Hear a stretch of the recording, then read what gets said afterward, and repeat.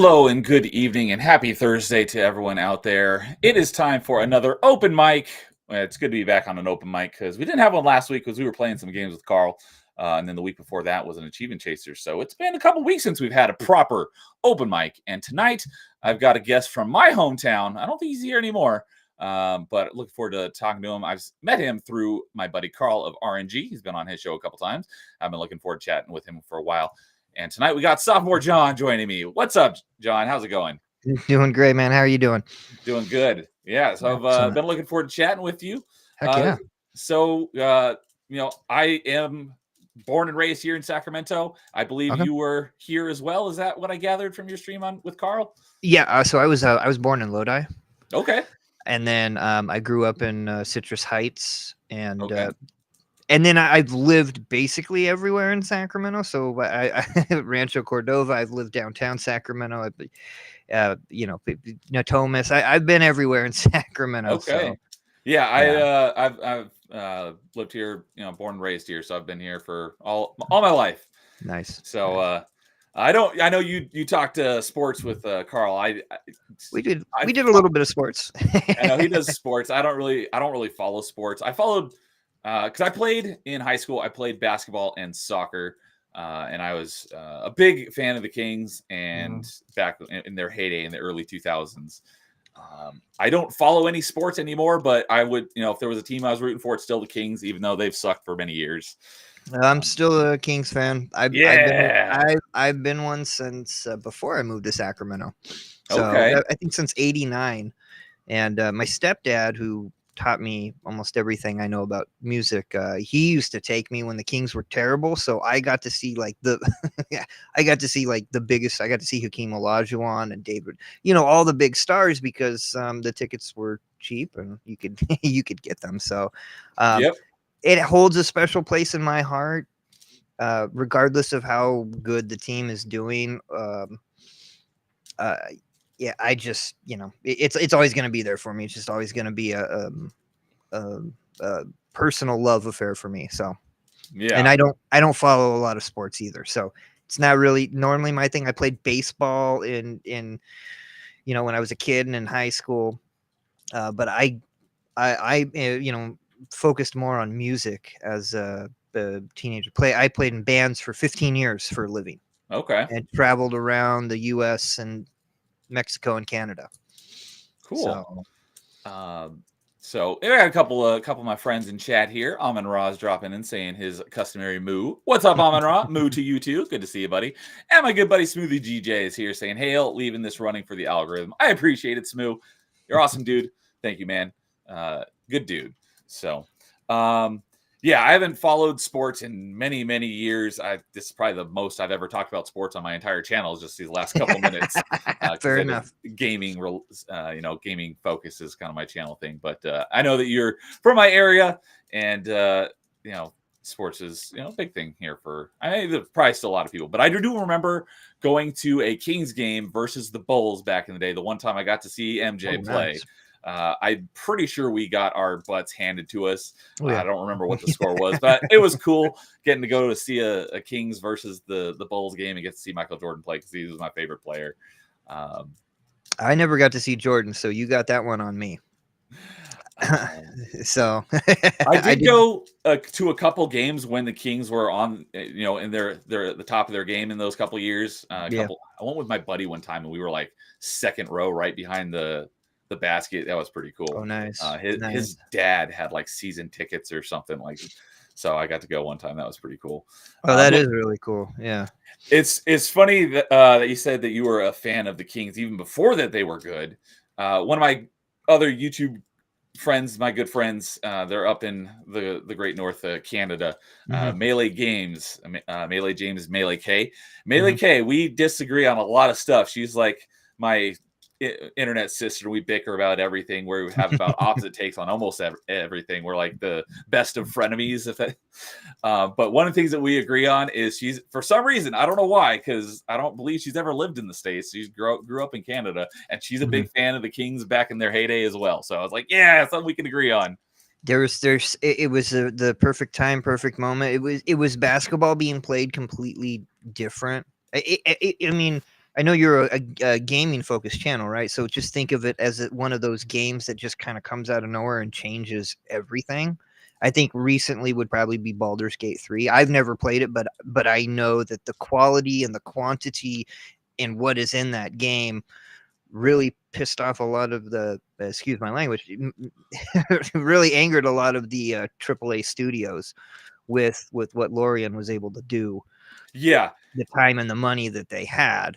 It was funny seeing some of the other studios whine on X afterwards, be like, "This shouldn't, you can't rank us up as them as like the like like ranking us against them is like setting the bar because that's not fair to us." It's like, you know how so pathetic fun. and lazy that makes you sound.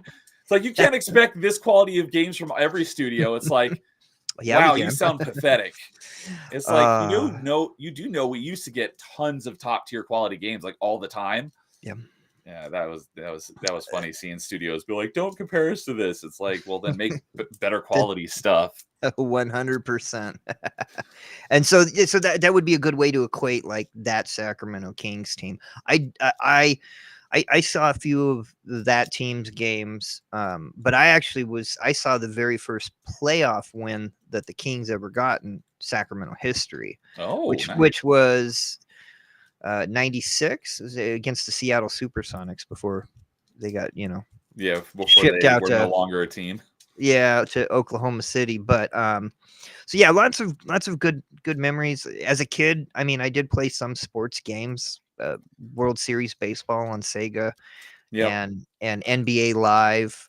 Yeah, I had a baseball game on Super Nintendo. I don't remember what it was, but I played that with my uncle because my uncle and my grandpa were big. They're from the Bay Area, so they were big Giants and A's fans. Yeah. So I was an A's fan as a kid growing up, just because that was their favorite team. Although I did play like t-ball, but I never like played any baseball past that because I was never a big fan of baseball. But and then I played once I got into basketball. I think I played on N64. I played a lot of NBA 99, I think it was. It was the one that had Tim Duncan on as the cover athlete. But yeah, I don't think I played any traditional sports games since then. No, that's not true. I did play a couple of the 360 launch title sports games, but that's just because they had super easy achievements. That's totally fair. Well, like Ken Griffey Jr. baseball on the Super that was Nintendo, a big one. I never played that one. Huge. It's considered a staple of it's super fun. I mean, it's arcadey in that with like that kind of SNK style of baseball arcade gaming. Yeah, if you remember those games. Yeah, I definitely do remember SNK. I wasn't big like I play a lot of different genres, but there's basically 3 genres I don't really play almost any of, and that is fighting games, RTSs, and JRPGs. But pretty much other than that, I'll play almost anything. So I know a lot about a lot of those franchise, or not those franchises, but those genres. I just don't play them myself. But yeah, when you say SNK, I know what you're talking about. You're right. When you're a fan of games, like I think a real fan of just the art form of video games, you're gonna, even if you don't like it, you still follow it. You want to know what's going, because you never know. There might be a game where it's like, that's not something I would normally play, but man, that sounds kind of interesting. I'd like to give that one a try. Like I think it's terrible when people like cut off and you don't even give something. I play one genre and that's it. Yeah, Call of Duty. Yeah, exactly. Or Madden. Yeah, exactly. When people are like, "Oh yeah, I'm a gamer," it's like, "Oh, what do you play?" I play Call of Duty and Madden. It's like, okay, you're a little G gamer, not a big G gamer. Right. My good buddy Paul is here saying howdy. What's up, Paul? Good to see you. Paul, brother, it's good to see you, man. Since Paul is here, I am obligated to mention this, and it's a great day to mention it because it was just announced today. But as you were saying, games that you typically, outside the genre you usually play. I never played a survival crafting game, but I was like, this was, 5-ish years ago, but I was like, I really like the look of this Subnautica game, and I played it and I fell in love with it. It's one of my favorite games like the last decade. And just today, Subnautica 2 got announced. Although I don't understand why it's called Subnautica 2, because we already have 2 Subnautica games. It should be Subnautica 3. But regardless, I'm hyped, and I cannot wait to play another Subnautica game because I love that game. I just beat it again earlier this week because I love that game. And like I mentioned earlier about briefly about achievements, I'm an achievement hunter and a completionist. Yep. So for me, it's like I play through a game, get all the achievements, and then I move on to another game. So it takes a lot to get me to come back to a game and play it again when I've already got all the achievements. So there's no achievements in it for me. And I've probably beaten that game like 8-9 times since I first played it a few years ago. So I freaking love Subnautica. That's awesome. Actually, there's a lot of great things or games or stuff. And now, I mean, I'll be honest, I'm really excited for the Alan Wake 2 expansion. Okay. And the Control 3-player Yes. co-op Oh, game. FBC. Yeah. Yeah. I saw an announcement about it today, but I haven't actually looked into like any video about it. But it's something like basically you're a firefighter you're basically you're damage control from the comic books. Like you're going in and you're just wrecking shit, or excuse my language, sorry. But it's from a first person perspective. And it looks great. I love the Remedy universe. It's easily one of my favorite like series. I'm just sold on that lore. I just keep coming back to it. I do like the Remedy verse. I'm not big on spooky, so I haven't played Alan Wake, but I love Control, and I really enjoyed Quantum Break as well. So I am super excited for Control 2 whenever they get around to that. So this kind of announcement out of nowhere that we're getting another Remedy game, I was like, ooh, very interesting. So I will I'm going to go take a look at more of that probably the night before I go to bed. But I did see that there was something announced in the Remedyverse. I'm like, ooh, that, that piques my interest for sure. Well, Alan Wake, the first game, I wouldn't say it's scary. It's more creepy. It's a nice mesh of like the Twilight Zone meets Stephen King if he could write real good, and not Northern Exposure, but it's that other. Oh gosh, I can't remember the name of that. It's a very weird TV series. I know very little about Stephen King. Well, no, but I mean the TV series. You're talking about Twin Peaks. Yes. So there's a lot of Twin Peaks in that game. So it's not as scary. Now, Alan Wake 2 actually can be pretty scary. They do actually eventually add an option to turn down like the jump scares and stuff like that. But visually, like it's wonderful. It's creepy. But it's got this nice sense of humor as well to it that it's a very good balance of scary, creepy, and then remember you're in the Remedyverse, right? So it's all connected. I think Sean Ashmore's in the second game. And in Alan Wake 2? Yes, he's okay. Yeah. I did not know that, but that makes sense. And he doesn't just play like he's here for 2 seconds and gone. You actually see him throughout the game. And then what's her name from Control is actually in the new DLC. Jesse. Jesse Fit. Yeah. So she's she has her. Yeah, I've heard both Faden and Fadden, so I'm just like, yeah, I've heard it both ways. And so she's in the just most recent DLC. And then one of the things too that you can do with Alan Wake 2 is at any almost save point, you can switch between Alan Wake and Saga Anderson. So if you're playing Alan Wake's story and it gets a little too much for you, if you're at a save point, you can just switch over to kind of get that breather and bring yourself back into, a place where you can continue to go on with Alan's story. But a lot of the stuff like Control. So, I mean, Alan Wake is the base, but Control is really what sets up the universe, if that makes sense. Okay. Because you're going to see a lot of stuff. Jesse's brother talks about Mr. Door in the game. If you talk to him enough when in his cage, he talks about a man named Mr. Door. Mr. Door's in Alan Wake 2. And that's not it's not a spoiler because it's right up front. Ati, the janitor. Oh, the janitor. Yeah, I remember him. All over Alan Wake 2. Okay. Yeah, he was. And Adi's great. He's very unnerving. I love Adi. Like I was like, okay, this guy's he's cool. I don't know what to think with him after I beat Control, but I like him. And then I got to Alan Wake 2 and I'm like, I freaking love this guy. This guy is awesome. So he's a really good like supporting kind of character, and then some of the other supporting characters in this game, like the Koskela brothers, which it's one actor, but he plays himself, like he plays twin brothers, and they do these really cheesy commercials. Their lines are really good. Highly recommend. I know. Even if spooky isn't your thing, they're just for the story alone, it's phenomenal. Okay.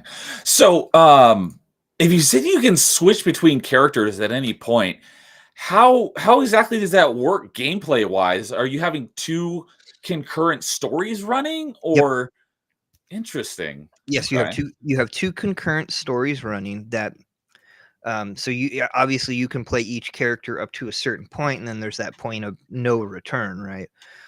Um, but you can switch back and forth. So if you wanted to just do one level of one person, one level of the next, back and forth, you could do that. You could.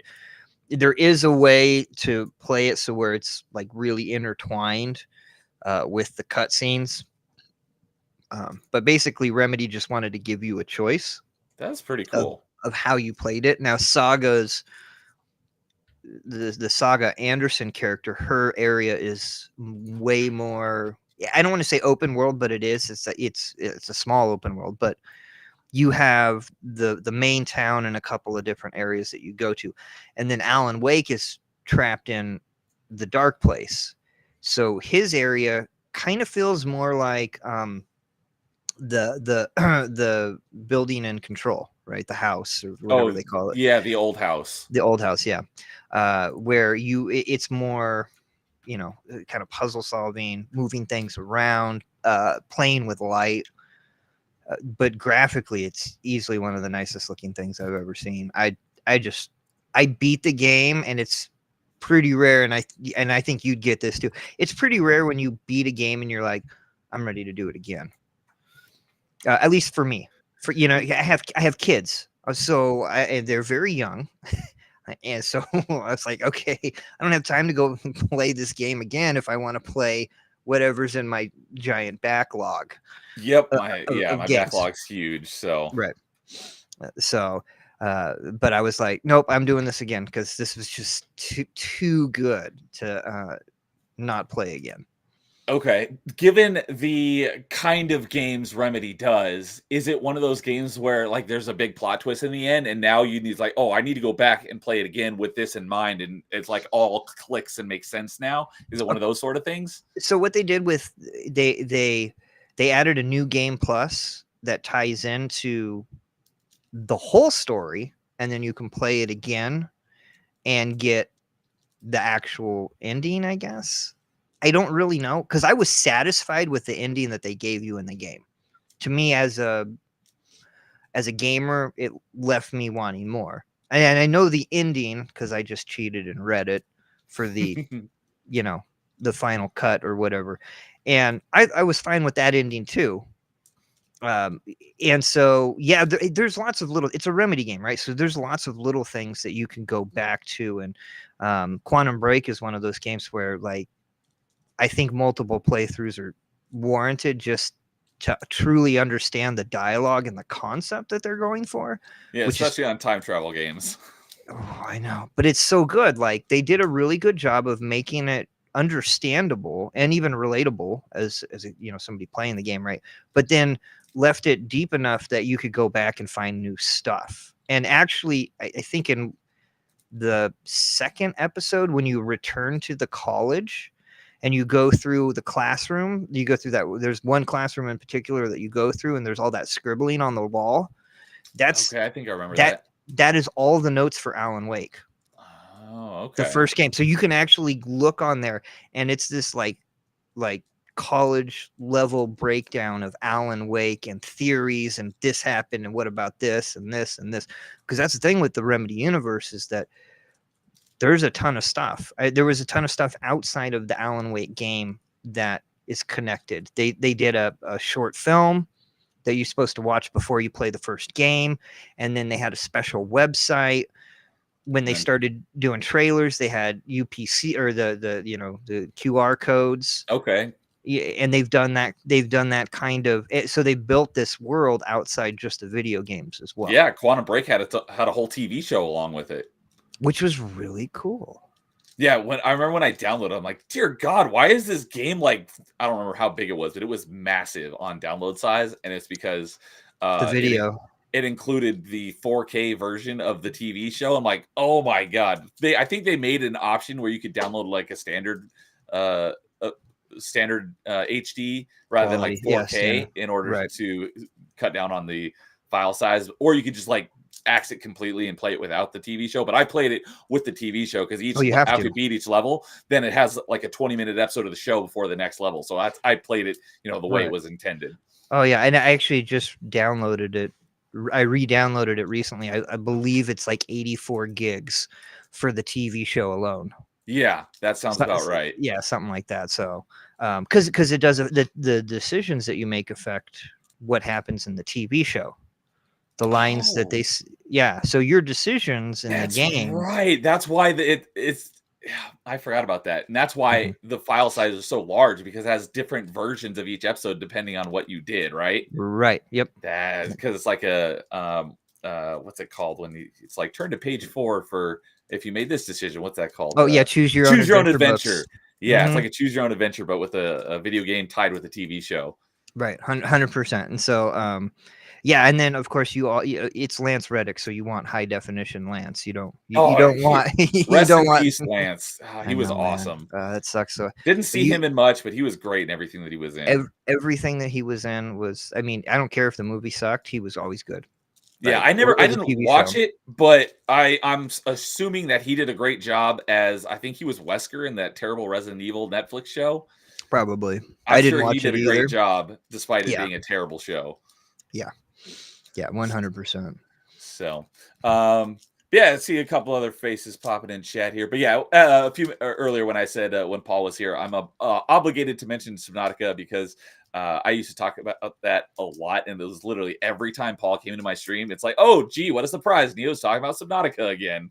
So it kind of became a bit of a meme. Nice. But and Christian is here again. I think he's been in each one of my streams this week because I've had one each night. So good evening, Christian. Good to see you, buddy. And Jack Tarlad, who I don't know if I've seen you in my chat before, but I have seen you around our space. So hello to you too, Jack Tarlad. Good to see you, buddy. And Nerd Slap is here. I was just talking to him a few minutes ago. Good evening, Nerd Slap. Good to see you, buddy. He's working. We're working on getting me a really professional looking intro. So nice. He's going to get started on that soon. So look forward to debuting that here soon. I know it's going to be awesome, whatever he comes up with, because he did the intro for Off the Hip over on ABF's channel, and it looks amazing. So. I was like, hey, would you potentially be open to making something like that for me? He's like, yeah, let's talk. So good to see you, nice. Nerd Slap. And yeah, Smoo was saying that each chapter had a complimentary episode with it, which is awesome. Yeah, talking about Quantum Break, because there was the 2 diverging stories. Yeah, right. And so now that I know you're a fan of Quantum Break, right? So Alan Wake 2 actually takes what Quantum Break did, but merged it together. So there's times where you're playing the game that you can't tell that it's live actors. Like they switch to live acting in the video game seamlessly. Oh, okay. When you said merging, I'm like, merging with what? Okay. Yeah. So instead of like a TV episode, so there's like moments where you're watching a scene that's being played, which clearly is a recorded video, right? But you're watching it as Alan Wake on the TV, and then you click a button and all of a sudden it's a live action sequence. But then within that live action sequence, the game turns into the game again. That sounds pretty trippy. It is, and that's what they want to do. They said that's and they've been wanting to do that since Quantum Break. The idea was to merge the 2 together, right?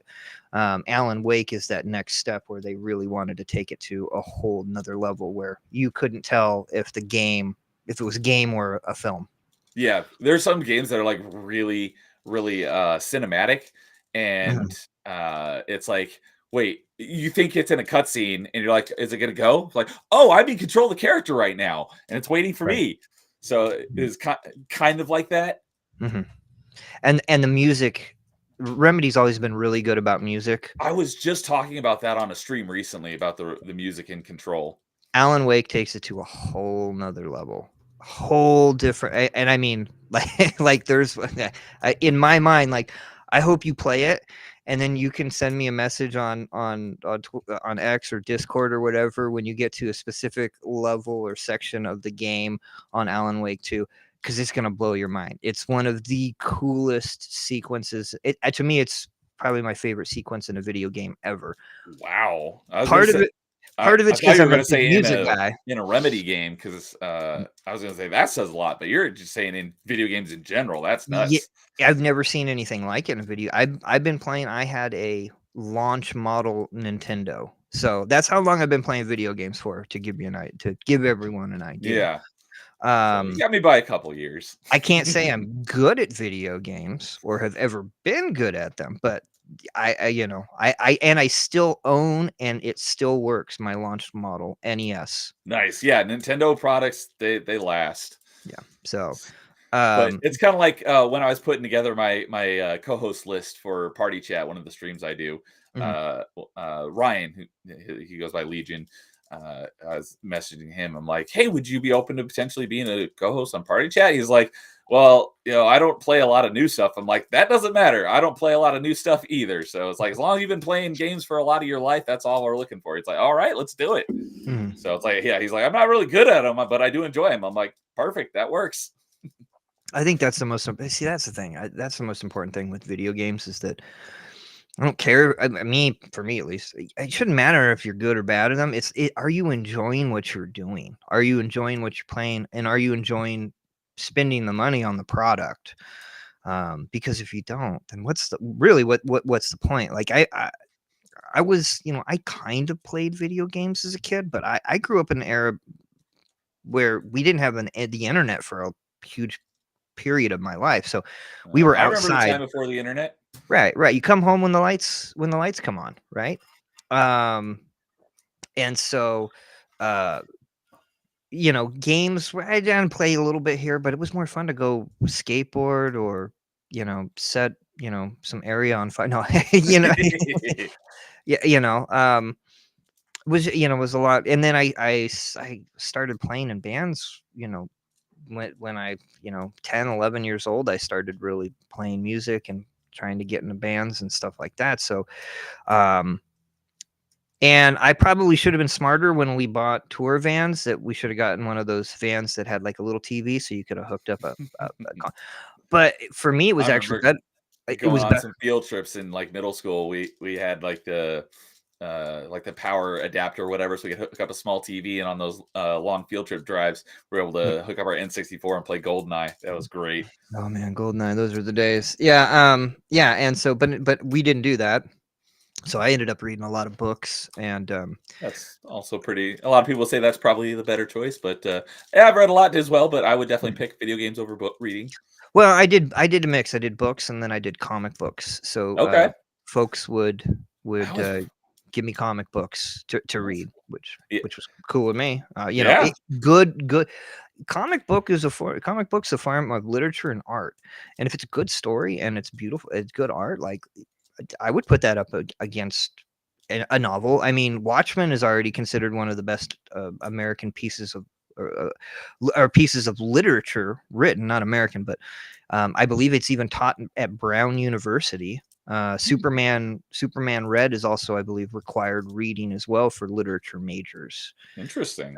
As well. So and so comic books can be a really great, just as good as at conveying a message, maybe even more sometimes, as books. So yeah, I always wanted to get into comic books. I know I would have loved it. I never really did. I think I've had like 3 comic books over my entire life. Although I do have a couple of graphic novels. Like I got the, I think, yeah. Oh, you can't see it. It's up on my top shelf there. But I have the Halo graphic novel. I think that was the first time I ever actually heard the term graphic novel. Because when I heard graphic novel, I thought it meant like, like X-rated novel. And then it's like, oh no, it's just like the more professional term for, a high quality comic book. Nudie magazine. Yeah, no, definitely not a nudie magazine.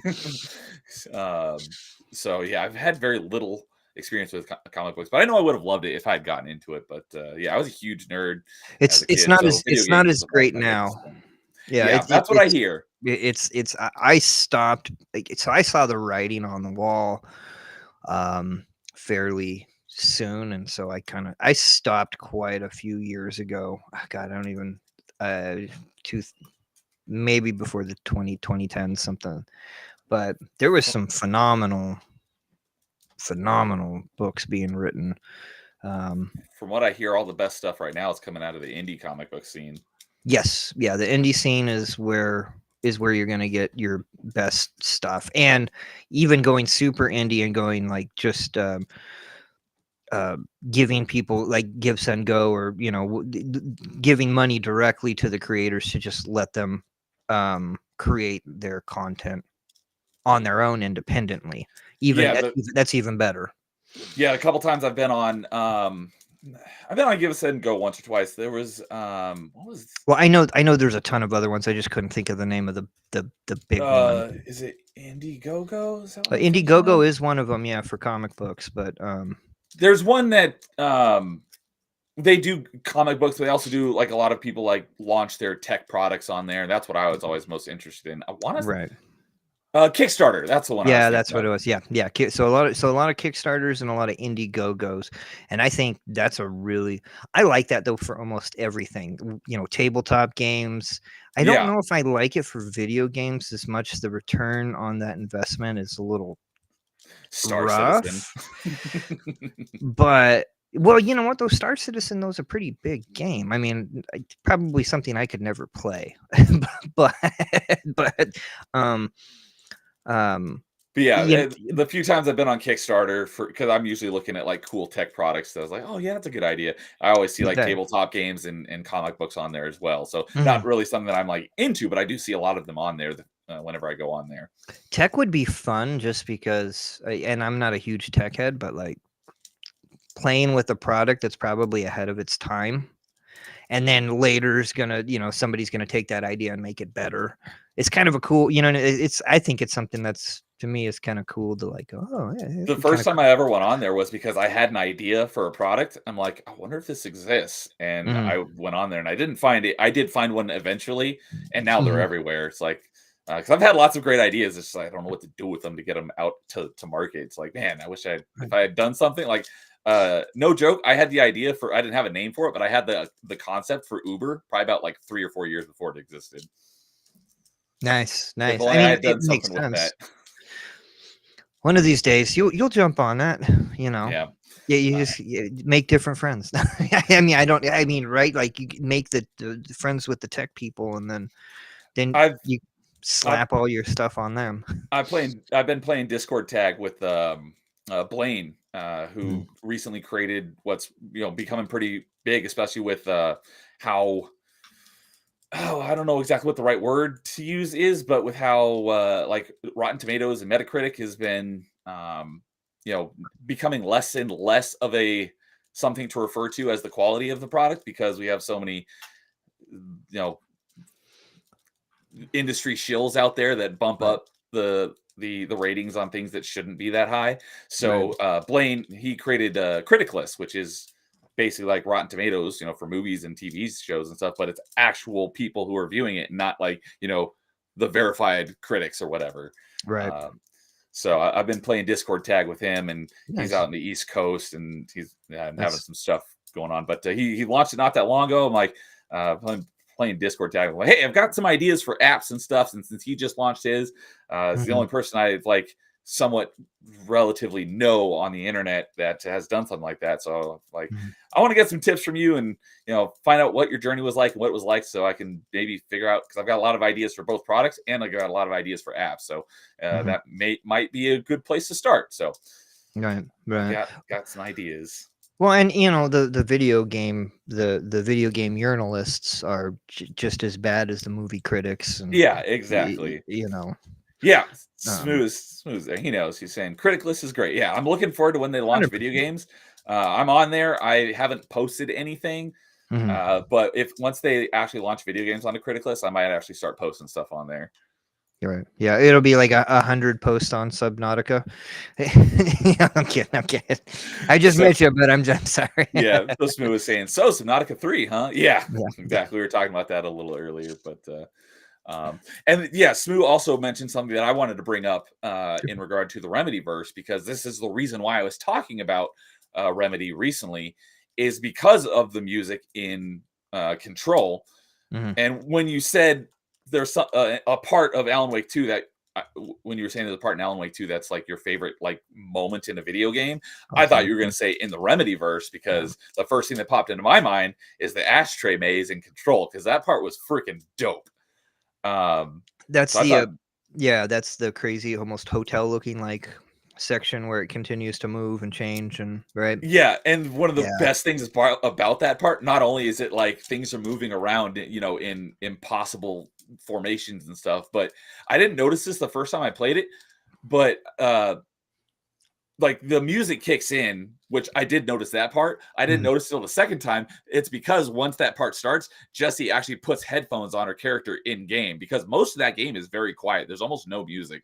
It's Right. all very uh quiet except for the sound effects and very Mhm. ambiance, but then this one part starts and the music kicks in and it's badass. And God, I I don't remember that she did that. I wonder if I missed. I most likely missed that, but that was a nice catch. Now I'm gonna have to go download that game, and then because I'm gonna have to go play that section now again. But it do is a it. really good section. I know I want to do the whole. The, Actually, I'm the whole doing game a is awesome. yeah. I'm actually doing an entire Remedyverse run through. Okay. I have a friend who does a horror movie podcast where she talks about her favorite horror. Well, she talks about horror movies, right? So, but she also has PTSD, so she Oh, actually I you mentioned this on your stream recently, I think with Carl. So right, right, yeah. right. And so she really breaks down the movie to help people do it. So she's a huge video game fan, but I've convinced her to stay away from everything Remedyverse, which she has. So we Control's last not scary. It's just spooky. No, no, but that whole world building thing it's right up her out. See, it's right up her alley too, though, right? Because she likes a good story. Like if you're watching horror films as much as she is, at some point, story's got to count for something. You know what I'm saying? Like, yes, sometimes it's fun to just get what people get pummeled, but um, we played Alan Wake without the DLC. I'm separating that and going to do that in conjunction with American Nightmare.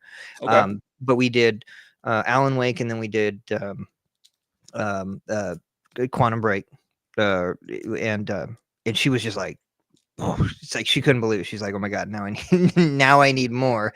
And I'm like, "Okay, well here's all these great like lore sites for both of those games, so you can start checking some of this stuff out." And then yeah, so then we're gonna do the Alan Wake DLC, and then American Nightmare, and then we're doing them like as seasons in TV. So Okay. once a week, it makes her really want to come back to, you know what I mean? Like, because I think that's fun. There's something about TV shows not getting it all at once, you have to wait. You have to wait for the good stuff, right? Yeah, certain portions of the internet have this ongoing debate about the streaming, model of dropping it all at once or Right. week to week. I'm all for the week to week. Yeah, yeah, but we grew up in a different era where week to week and talking to your friends about the latest show that was on TGIF or whatever, right? Like that was a thing, and If I it's been if less so with streaming now. Yeah, if the whole drop the whole season at once thing was an option back when I was a kid, I definitely would have preferred that. Yeah, But now it's yeah, like I'm 100%. not only do I think it's better for the longevity of a show, Mhm. but also because I don't watch a whole lot. Yeah, When there is something that hooks me, um, I think it's easier to keep up with it when you only have like an episode a week rather than, oh, this whole 12 episode season or whatever just dropped all at once, and now it's going to take me however long it takes me to get through it because I don't watch a whole lot. right, right. Um, yeah, so we try to kind of spread that out, and then next we're gonna do Control, and then we're gonna take some time off because she's on the East Coast. So again, that's also something that we got to play with. So it's easier if we break it down into a kind of a TV show, max 2 hours. I try to end on cliffhangers in the game. So I generally know where the cliffhangers are coming up in the game, which is Next week fun. on. Right, because she has a really good memory, and she gives these really great recaps that just always. I almost peed my pants one time. She's just so good at them. And then we'll do the DLC for Control, and then we're gonna start Alan Wake 2, and then we'll be all caught up on the Remedy universe. Remedyverse. At least until I know it's not considered part of the Remedy universe, but I still think Max Payne 1 and 2 should still be extra lore in the universe, if that makes sense. One. But that's just yeah, it was 1 and 2. I was like, wait, wasn't it 2 and 3? No, it was 1 and 2 because it was Rockstar that did 3, right? 3, right? Yeah. Mm-hmm. So yeah, definitely Remedy adjacent, or I mean, not Remedy adjacent, but Remedy-verse adjacent. I mean, so they alluded to Max. So Alan Wake, right? Alan Wake wrote a book about a police officer in New York named Alex Casey. And I've never played Max Payne, but I know that Max Payne is based off a real life cop or whatever. Like there's that meta part where the game is based off a real life police officer or something. I can't remember the lore on it. It's been a long time, but there is a very Remedy like connection. But because Remedy doesn't own the rights to Quantum Break or Max Payne 1 and 2, they can't technically come out and say it, but it's clearly there. It's definitely Max Payne. Oh yeah, Alex Casey Casey is technically Max Payne. So it makes sense that they don't own the rights to Max Payne, but you said they don't own the rights to Quantum Break? No, Microsoft does. Oh, okay, that makes sense. So Epic helped Remedy buy the rights back to Alan Wake. That's why it came out on multiple platforms with the remastered edition. I hope that they can one day, because Microsoft's never going to do anything with that. Yeah, probably not. I mean, listen, they own one of my. I'm not a huge Xbox guy, but I'm one of those guys where I have a Switch, I have an Xbox, I have a PlayStation, right? The only thing I don't play is computer because I've got arthritis and a carpal tunnel. And unless it can, and for the longest time, PC didn't have controller support, like very good controller support. So I just stayed away from PC. But I want to have a chance to play everything that I would like, and sometimes you need 3 consoles to do that or whatever, and I'm okay with that. I have a preference of what feels comfortable for me in my hands, right? Yeah, I got my Xbox, I got a Switch, and I got a gaming PC, so that covers pretty much all the bases. Since all the PlayStation games that I want to play are pretty much on Steam now, or will be at some point. Hopefully, I hope they continue with the PC porting. I think it's a really good strategy. It's a smart strategy, and again, sometimes PC players just don't want to own a console, and I can listen. I can understand that 100%. So yeah, for me, I can't afford the cost of a PC. Consoles are much quality easier. PC, yeah. Right. I much prefer, my things on like why. Well, there's a couple reasons, but yeah, I'm a primary console gamer. My main platform is Xbox. It's cheaper. I much prefer to game on my couch in front of my 75-inch TV rather than sit at my desk in front of a 30-inch monitor. Right, leaning over, killing your back. And one of the things that has kept me with Xbox, even through the bad years, the Xbox One years, is because I got sucked into the achievement ecosystem.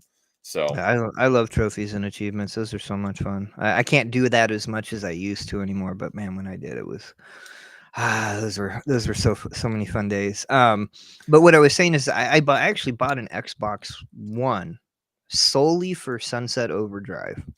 That's in my backlog because I've heard nothing but great things about it, and I'm looking forward to playing it.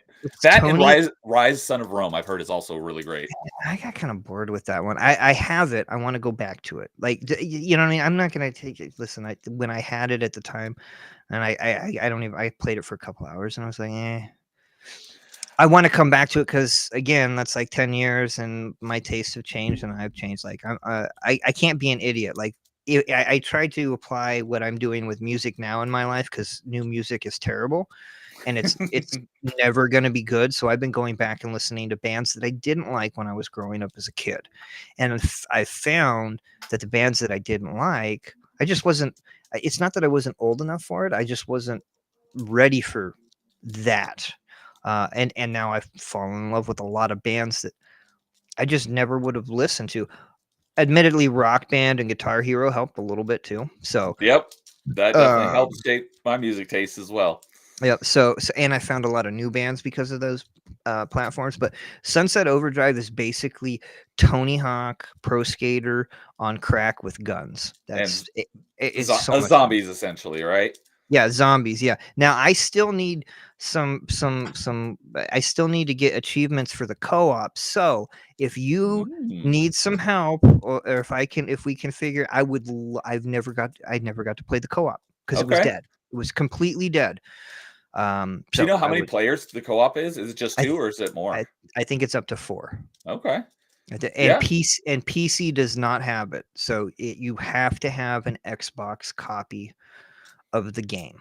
Yeah, I have it. I just Um, haven't started it yet because I've been.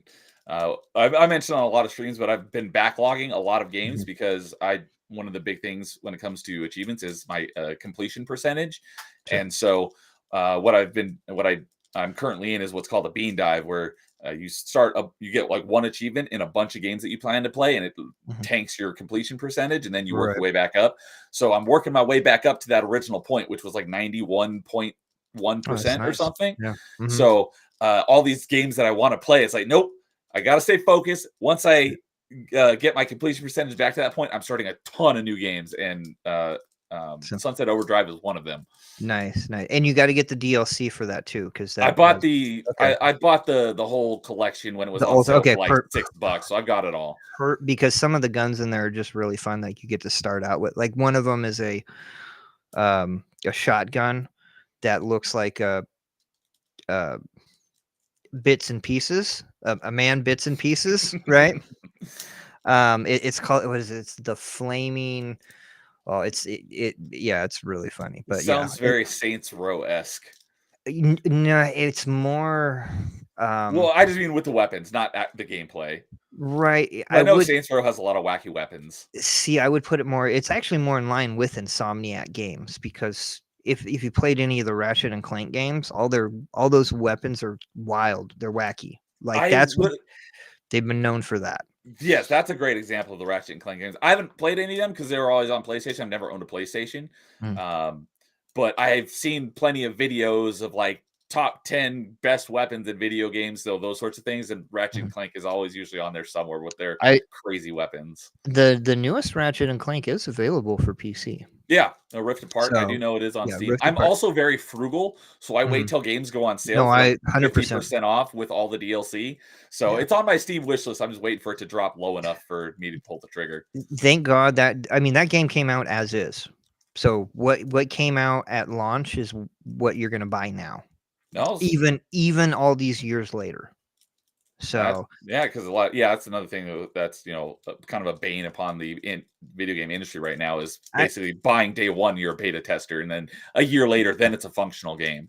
yeah, no, that game was functional. Sony has a great Well, track that's what record I'm saying of is making you it know, sounds like this game is not that type of game, but there are so many yeah, games that launched today right. in a state where it's like it's you wait a year and then it'll be a functional game.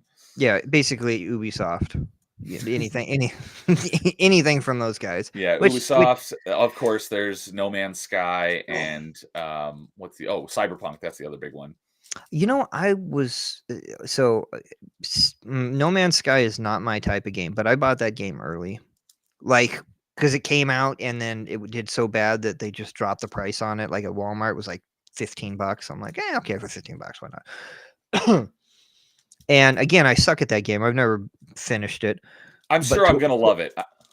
to watch the transition, uh, that was really cool. Yeah, I've heard it's It's watching your favorite local band go from crap to oh, like you know what I mean? Like it was this really cool symphony of uh, a company going, we actually hear you. We're gonna make this right by you, and then they didn't have to, but they've gone above and beyond, I think, what they actually had to do to redeem themselves. Yeah, from everything that I hear about it, because it launched in terrible state and didn't have half the stuff that they promised it would, and all these years later, because I think it launched in like 2016 or 2017, and every expansion they've had has been free, and it's turned into, from what I hear, is a fantastic game. So I'm It's looking forward to insane. playing that at some point. That's also in the backlog of games that I'll be starting at some point.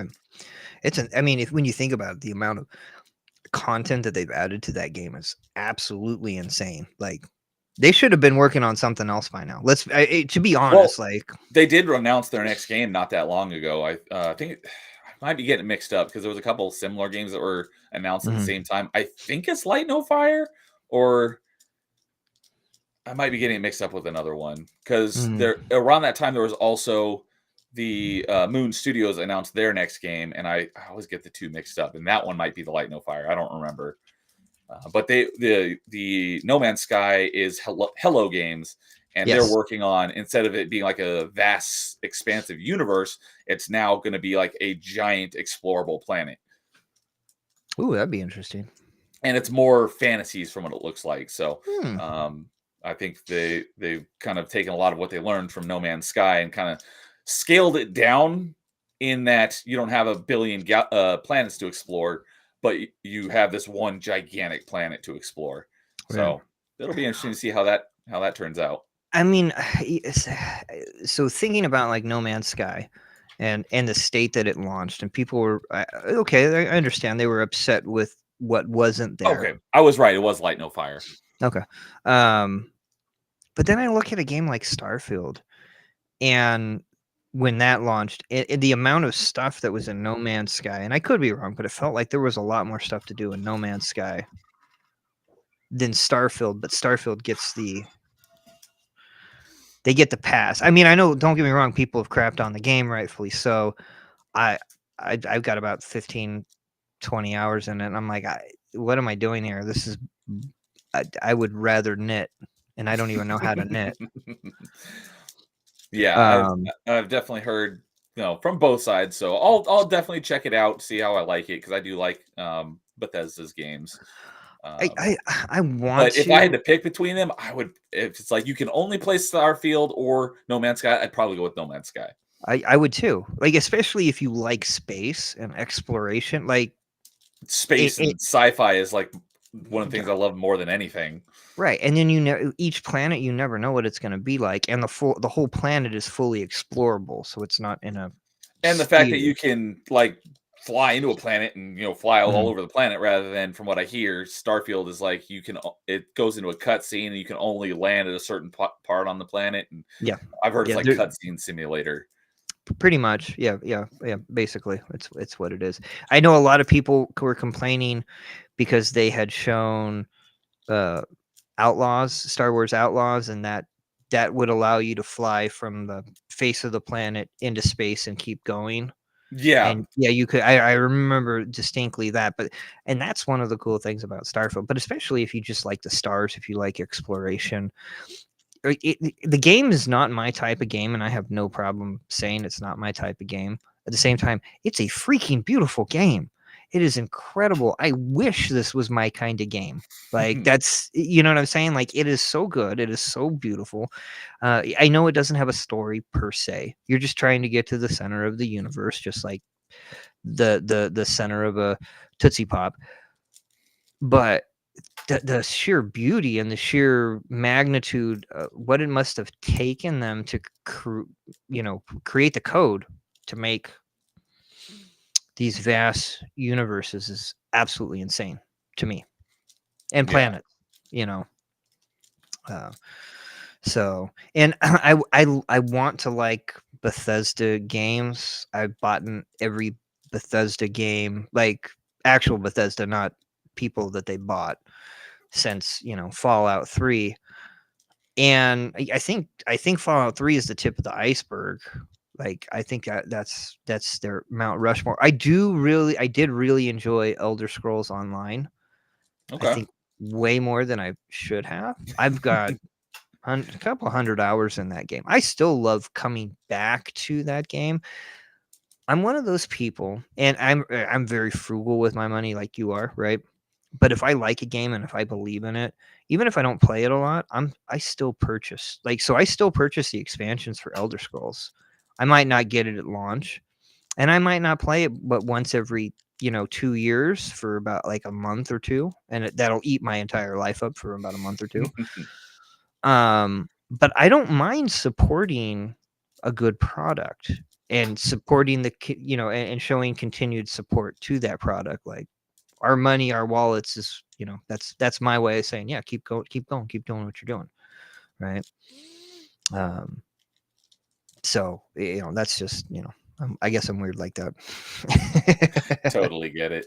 Well, yeah, one thing I was going to mention earlier while we were on the topic of the zombie shooting Tony Hawk game. I just blanked on the name. Oh, Sunset Overdrive. Sunset Overdrive. Thank you. Yeah. It's funny that's Insomniac, which is a PlayStation company now, and it's like the one game, because Insomniac is known for their PlayStation exclusives, being some of the best. And it's like the one game that's like on Xbox, and they can't have it. So actually that's not true. Oh, Ruse, the game before Sunset Overdrive, was multi-platform, a 4-player co-op game that they created that bombed. I haven't even heard of that game. It was actually, I'm one of those guys that I like terrible games, like Two Worlds 2, like stuff like that. Like, I like games. I remember Two Worlds. I didn't play it, but I remember it. Right, yeah. Skip the first one. That one's really bad. I mean, it's terrible good, but it's really like compared to 2, like 2's a big step up in how bad it is, but it's still like there's a lot of really amazing ideas in that game that they literally needed about $100 million to do.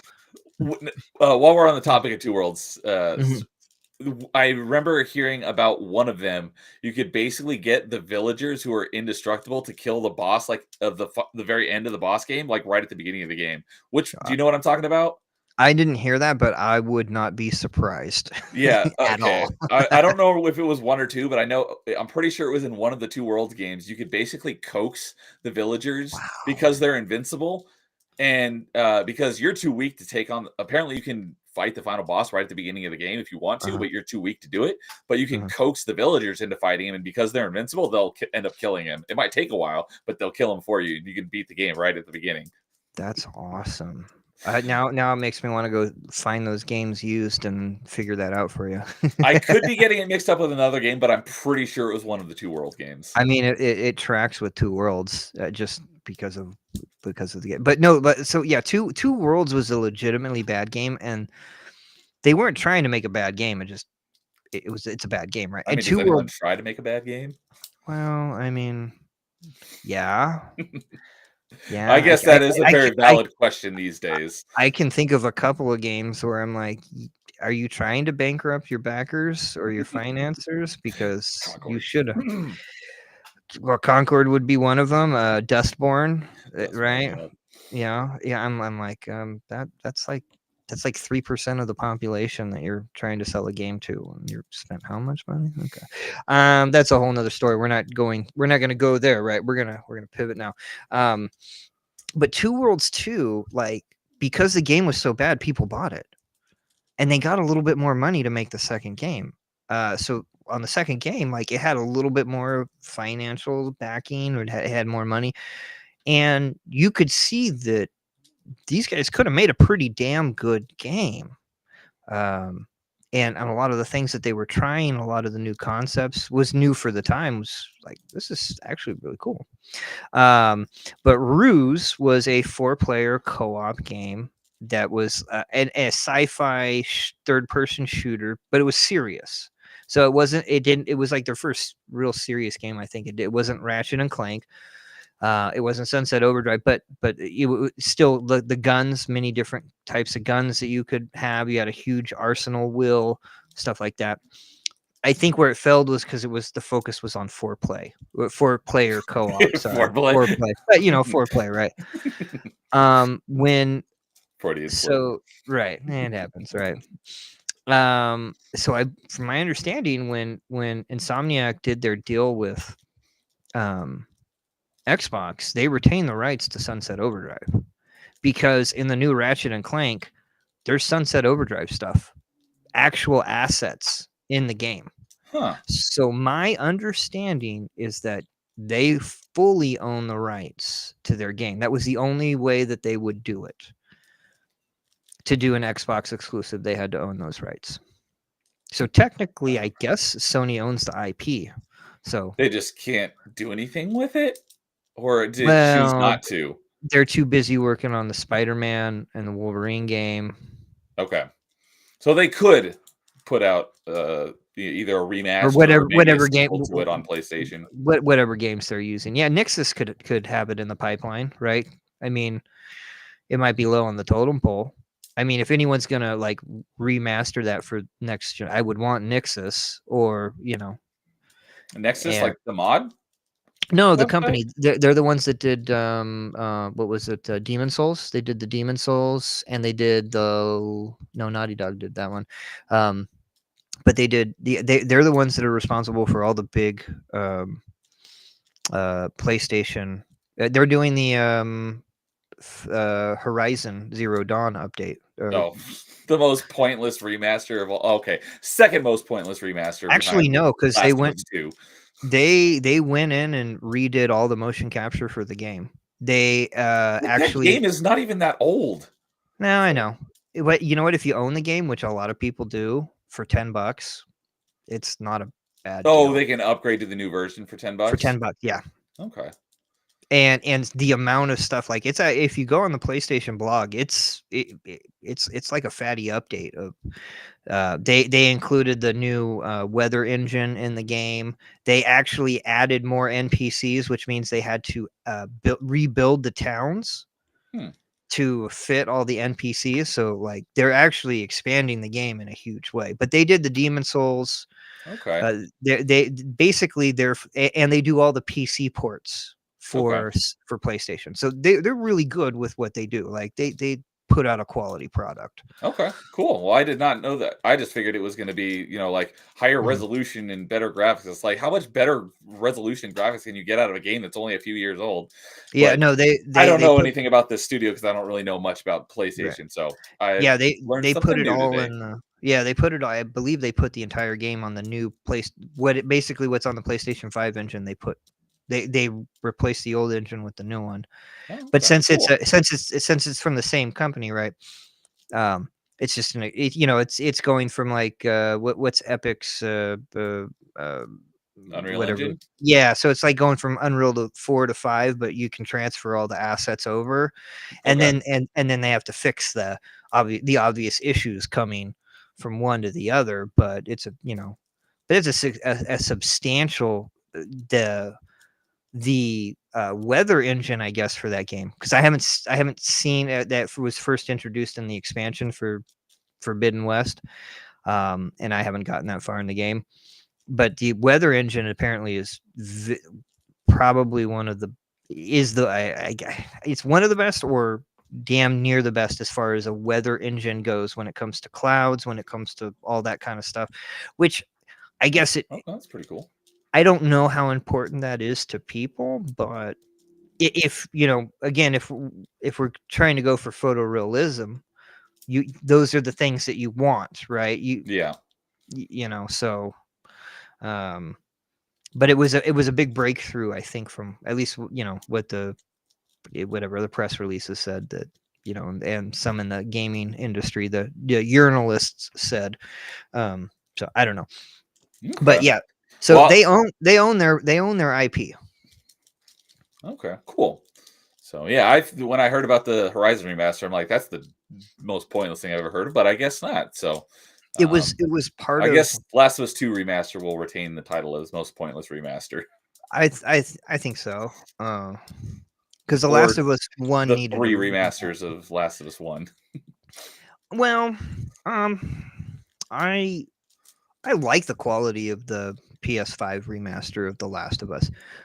I That makes never got. sense, but the fact they've already remastered that game at least twice, it's like, why do you need to do it that many times? I mean, I can understand as a brand wanting to keep like this is my thinking, and I could be wrong because I could be giving Sony way too much credit or Naughty Dog way too much credit, right? But if I was a smart person, I would do an upgrade to a game, but I would do it in an engine where when you build the next version or variant of the engine, you're able to bring that game up to spec. Yeah, basically On backwards compatible game right, engine. but backwards plus, so that way you Or in keep this your case, forward version. compatible. Right, yeah, right. For that would be the smart thing. So like for the Halo, they're moving that to Unreal Engine 5, right? Mm-hmm. That's a smart move, I think, especially if Unreal Engine 6 is going to be forward compatible with Unreal 5, right? Then it's easier to just update the game at hopefully no cost to the consumer. So then you can continue to keep a high quality looking game with the same code from the original. Yeah. Um, that would be a smart play in my book if you want to retain customer base. I see things slightly differently because playing in bands, I had to market my bands. So I had to learn how to do marketing. I had to read books, boring books, terrible books. They were the worst books. But you had to learn how to market yourself. You had to learn how to think in those types of ways. So there are definitely cash grabs, and then I can understand, like, did The Last of Us need it? No, but from a marketing perspective, you had the TV series coming out. The PS4 port of the game was just an upscaled PS3 port. So it never really got a proper upgrade. Yeah. And then they also added a ton of quality of life upgrades. And then they included a bunch of accessibility options for folks that are disabled or have troubles, right? And you're talking about the PS5 version? Yeah, the PS5 version. Okay, yeah, Yeah, that's what I because figured. That because one makes sense. the PS4 version was just an upscale. That was a clear money cut grab. Like that was Yeah. with the only exception being that it still had multiplayer. Oh, the latest The one, P, they cut that out. no multiplayer because at the time they were still working on the new multiplayer game. They were gonna a standalone game. That's right. Yeah. So, but I don't really care because I don't do a whole lot of multiplayer. So that was no sweat off my. Yeah, me neither.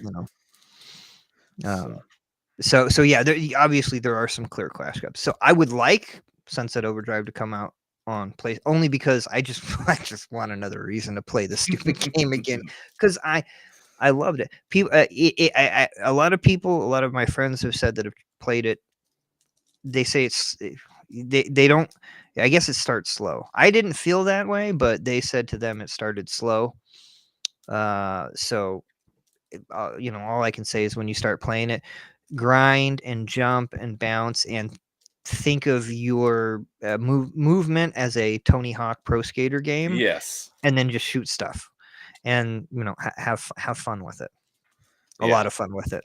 Once I actually get around to start playing it, yeah, we'll definitely have to do a co-op at some point. We can get to the rest of those achievements. I would love to hang out with you again and play that. Definitely. I don't even need the achievements. I just want to do it to have fun, like because it's a fun game. I don't know if you've ever played it, but kind of along that line of quality, that kind of mid-tier quality game, but is really fun. And I love these games. I haven't played them in a long time, but Carl and I just played it at this time last week on Thursday. We went back and played some Crackdown for a few hours. Do you ever play any of the Crackdown games? Yeah, I have all three of the Crackdown games. I couldn't get I don't know, I probably got 15 hours average. They just I don't know. Okay. It just didn't do it for me. But a lot of fun. A lot like Saints Row vibe before Saints, because I think Crackdown came out before Saints Row went weird, right? Like I think so.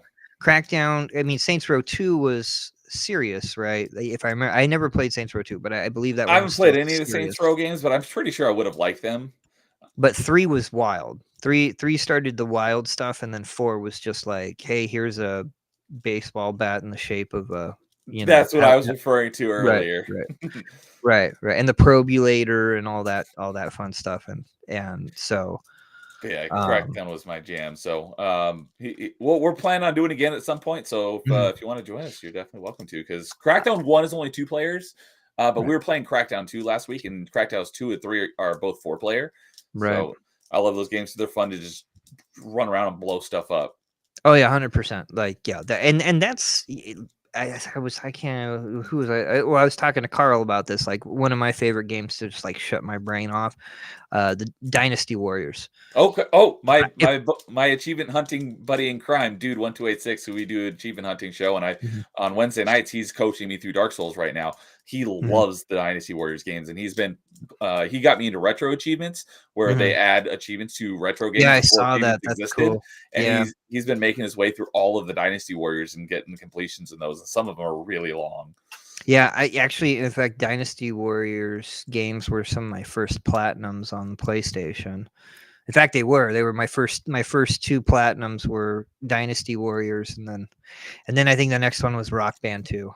Nice. Yep, that's the one Rock Band game I have the completion in as well. Rock Band 2. Yeah, and that Bladder of Steel award, that is no joke, folks. Anytime someone's like, "Oh, you're a big achievement hunter," and we get on Rock Band, they're like, "Oh, do you have that achievement?" Like, "Yep, I completed Rock Band 2. It took me 3 attempts to get Bladder of Steel, and the first 2 times I was almost done with it, and I don't remember which order it was, but one of the times, like my controller came unplugged, which automatically pauses the game and voids the achievement because you have to do it without failing or pausing. And then one of the other attempts, I failed on like the second or third to last song. So I had to make like 3 attempts, but I finally pulled it off. So that's one of my proudest completions. What instrument did you? When I did the Bladder of Steel, I did bass because that was the easiest one for playing a long period of time. I did make an attempt once at drums, and my arm literally, I almost couldn't move my arm anymore from playing drums for that long. But my instrument of choice is drums. Is drums. Did you do it on expert or? No, because I couldn't beat the whole Wait, no, I can beat the campaign on expert, so I could do it, but there's no way I would have been able to play it for whatever it is, 6.5, 7 hours to get that achievement playing on expert. I think I did drums on medium just because I knew how long it was going to be. Right, but I did beat it on expert, just not all in one sitting. Okay, yeah, because there is that. Wasn't there an addendum that you had to do something on expert? I did. I think there's an achievement for each instrument for beating the campaign on expert, which I got all 4 of those. Right. But the Bladder of Steel is just beat the endless set list without failing or pausing, so you could do it on the easiest difficulty. Right. I did that. I did it twice. Actually, I did it 3 times. I take that back. I did you it do it with people because I did it solo. No, I did it solo. I did it on the Wii. Oh, you did it on different platforms. Gotcha. I did it on the Wii, and then I came back and I did it on PlayStation. But I did 1 run on expert bass and 1 run on expert vocals. But because I had done it on the Wii and I just did it I can't even. I think I did it on guitar, using a guitar, but I did it on like easy or medium or whatever. But since I knew the how the songs went, and music, again, it's just one of those things that I remember. I knew exactly what areas I could go and run and pee. Yeah, same. That's how I did it too. On any instrument. Yeah, when someone's like, "How did you do it that long?" I'm like, I knew exactly where there was like one song that's about like 75% of the way through the playlist where it has a really long outro, and the next song has a really long intro without any notes. So that's where I went and made my bathroom break. Right, and I knew which, and then I also knew the areas that I could go have half a cigarette, or a couple of puffs of the cigarette before I had to go back in. Right.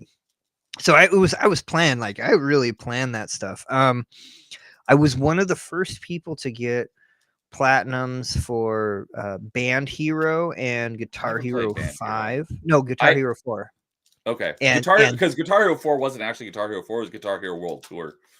Oh no! So there would have been 5. I didn't. But there was Guitar Hero 5. I did get the completion in that one as well. Yeah, and that's with having 4 drummers and 4 singers and 4 bass players. I think I was like one of the first 5 to get that. Nice. And I think I was on the top 3 for Band Hero to get the platinum for that. I prefer Rock Band. In fact, actually, this Saturday at 8 o'clock on Rumble. You can catch me playing expert pro drums on Rock Band 4, over 1,700 songs, and you guys get to choose what I play. Nice. So, that's my thing is expert pro drums. yeah. Although I was never able to beat the expert. I'd have to go back and look at my achievements because I know the one achievement I'm missing in Rock Band 1 is the one for beating the expert drum career. I couldn't beat Run to the Hills by Iron Maiden. I was never able to beat that one on Yeah. expert. But I did complete it in Rock Band 2. I don't remember if I beat the expert career on drums on Rock Band 3. I have to go back and check my achievements. I didn't get very far in Rock Band 3, but I also couldn't get 3 people to sing, or 2 other people to sing with me on key at different octaves, and then also the pro keys. I still have the keyboard. So. I borrowed the keyboard from a friend one time because Mhm. he had it just so I could get some of the easy achievements. But like, there's an achievement for beating the like expert keys career, and I'm like, you'd actually have to learn how to play a piano to do that, and that's not going to happen. Yeah, but now that I have kids, now I might go back and say, "Hey, learn how to do." That'd be great. That was one of the things that I played a lot of the. Oh, but then you had to have the pro guitar too. So unless you got that pro guitar, you're basically boned. Yeah, same. That's why I don't think I have any of the pro guitar achievements because I've never even had access to a pro guitar. But I wanted to get it because I was going to get into like learning guitar because of it. But I just got into expert drums and I've got all the cymbals and stuff. And before we went live, when I was telling you on my longest open mic ever with BD Jake. We spent a lot of time talking about Rock Band because he's a musician as well, and so we were talking about the different instruments and I've got the Ion drum rocker, so it's basically an electronic drum kit that you can swap I wish I out. had that. It's fantastic. I love that thing. I still have my Rock Band 2 kit, and then I also have my Rock Band Beatles kit. Okay, and that's all I have because the MIDI adapter is like $500 used. that's what we were talking about on that stream because I had just put on that when I had BDJ on for the first time. That week I had happened to pull out my Rock Band set and played Rock Band for the first time in like 12 years or something, and I had to go back from expert drums all the way back to easy just to get back into it because it's been so long since I'd played it. And I was like, I wonder what it would take to I came across that MIDI adapter thing and I'm like, oh my god, this thing is ridiculously expensive. So I'll pass. I'll just stick with what I've got. Yeah, I would love to have an Ion kit, but the Ion kit's probably even more expensive than the MIDI. Yeah, now I bet. Yeah, and so well, I mean, honestly, Rock Band drum sets are close to the same price as the MIDI converter, right? So, and I don't have that type of money. And I have a kid who loves to play drums, by the way. She has a drum kit, right? My oldest has a drum kit. She can keep beat and all that stuff. I would love, because rock band, those are actually drum techniques, not on the higher levels of like, metal and punk rock and stuff, but like on the very basic, easy to medium, even some harder songs, those are all, you can learn how to actually play the drums. Yeah, that one translates to playing an actual drum kit pretty closely, unlike a guitar. Well, no, I mean, no, for the drums, I believe it 100% does up to a certain point, right? Right. But like the Rock Band Beatles, all those like the practice stuff for the drums, that's all Ringo. Ringo actually designed all those. Oh, cool. For Rock Band the Beatles to, because it's a whole game after him. And I think they wanted to make that immersion more so than Rock Band the Green Day. But with the Beatles, that's a very special game. And so they really went out of their way to make that a thing for him. And I appreciate that. I think that's great. And then yeah, all the training stuff on the Rock Band games, even the new one for is, actual drum techniques. But yeah, there's a point where, because there's no double bass, you can, but it's very complicated. That's one of the things that we got really into depth about on that open mic with BD Jake. Yeah. Well, and then there's the hi-hat stuff, right? That's not, yeah, some things have certain open hi-hat stuff where another thing that we talked about that you can't simulate on the drums. Right. Yeah, so, but, yeah, so I have fun with that, and I do that once a month on my channel, and it's like 4 hours straight of me, basically killing myself on the drums. Well, after we're done, send me the link to that, and I'll put it in the stream description. I'll definitely Okay. want to check that out because, Yeah. yeah, I love rock, and I got this kit out for like a week and played it, earlier this year, and then I put it away. I haven't played it since, but I do want to get back to playing it because I love playing Rock Band. Yeah, and I'm gonna do some so, like, because this is, let's say 2024, so this is the 60th anniversary of the Beatles coming to America and appearing on the Ed Sullivan Show. Okay. So I'm gonna do a whole playthrough of Rock Band, the Beatles. I'll probably I would like to play the drums throughout that whole thing, but I'm not crazy. Ringo is, believe it or not, a really good drummer, so I just do it on the bass because that's fun, and I want to sit down and kind of enjoy the visuals. On when you play the drums, you don't really get to necessarily enjoy that stuff as much. Yeah, that was one of the things I was going to say a few minutes ago. Is I don't remember if this. I think in 3 you could do the world tour mode by yourself, but in 2, which you had to do some of in order to get all the achievements, and I didn't have anyone who was good at it like me, so I ended up playing the world tour mode by myself, doing singing and guitar, because you Mhm. have to have at least 2 instruments. Oh, you had to do 90 seconds of overdrive. I did all of those like achievements where you only have to do like one And that thing. that required two people. Yeah, those That like one one did, yeah. achievements that were like, hold overdrive for 90 seconds, something like I definitely Mhm. did that with a group. Although And I might have done it and over Xbox Live rather than right, in person. But right, there and was then like there achievements was for earning many hundreds of millions of fans in World Tour, which you'd have to play a lot of, which I did, but I didn't have anybody who was going to play it with me that long and was good at it. oh, I just played that much by myself then because I did it all by Well, that's what I did too, I but you didn't had to even do it think with 2 about that. instruments. So you had to either Ah, sing and play guitar. I tried doing singing and okay. drums because I prefer drums. It's like that's not going to happen. So I did most of it with guitar and singing. That's crazy. I'd have to think about that. If that, because it's been so long, right? If I did that, I probably would have done guitar, bass, and sing because that's what I did for a living. I sang as a lead singer, and then I played bass or guitar. So even though it doesn't translate, it still came naturally to me to do this and then blah. Yeah, it Uh, took me a while to get used to doing both. it's It definitely really helped on songs that I knew a lot better, of course, because I didn't yeah, have to like 100%, learn the lyrics and the tone and stuff. But 100%. Yeah, and that's for you to learn that, and that for whatever reason that came really naturally to me, and that's weird because nobody in my family's like my mom could sing, right? But other than that, like nobody in my family is naturally musically inclined. They yeah, I don't nobody really have nobody anybody in my nobody family plays that's music. musical either. So if you were able to do that, that's a quite an accomplishment because I know growing up and just I've known a lot of people that um played instruments, but they're like, "Oh, I can't sing and do this, or I can't do this and sing." So, bravo on you for doing that because it's from my understanding, it came naturally to me, but everything I know says it's really hard to do. So, like, bravo, like that's that's impressive. Like, that's very impressive And because one most of most people won't even put in the time to do that and they wanted to be rock stars. So the fact that you're just, doing it because you love video games and having fun doing and it, there was like even achievements in more it for power. me, so Oh, that yeah, was but a motivating factor too. sure, but achievements or whatever. But I mean, like, still, like you were having fun doing it. I'm assuming, Absolutely, right? yeah. Okay, exactly. So, Yeah. It was funny because I didn't have a mic stand, so what I did was I had a fan in my room, and so I hung the mic over the blade of the fan, so it was hanging right in front of me. oh, that's dope. That's so But awesome. sometimes the fan would move, and I'm like moving with the mic because it's like hold still, dang it. Right. Oh my god. Carry on your wayward soul. Ah, crap.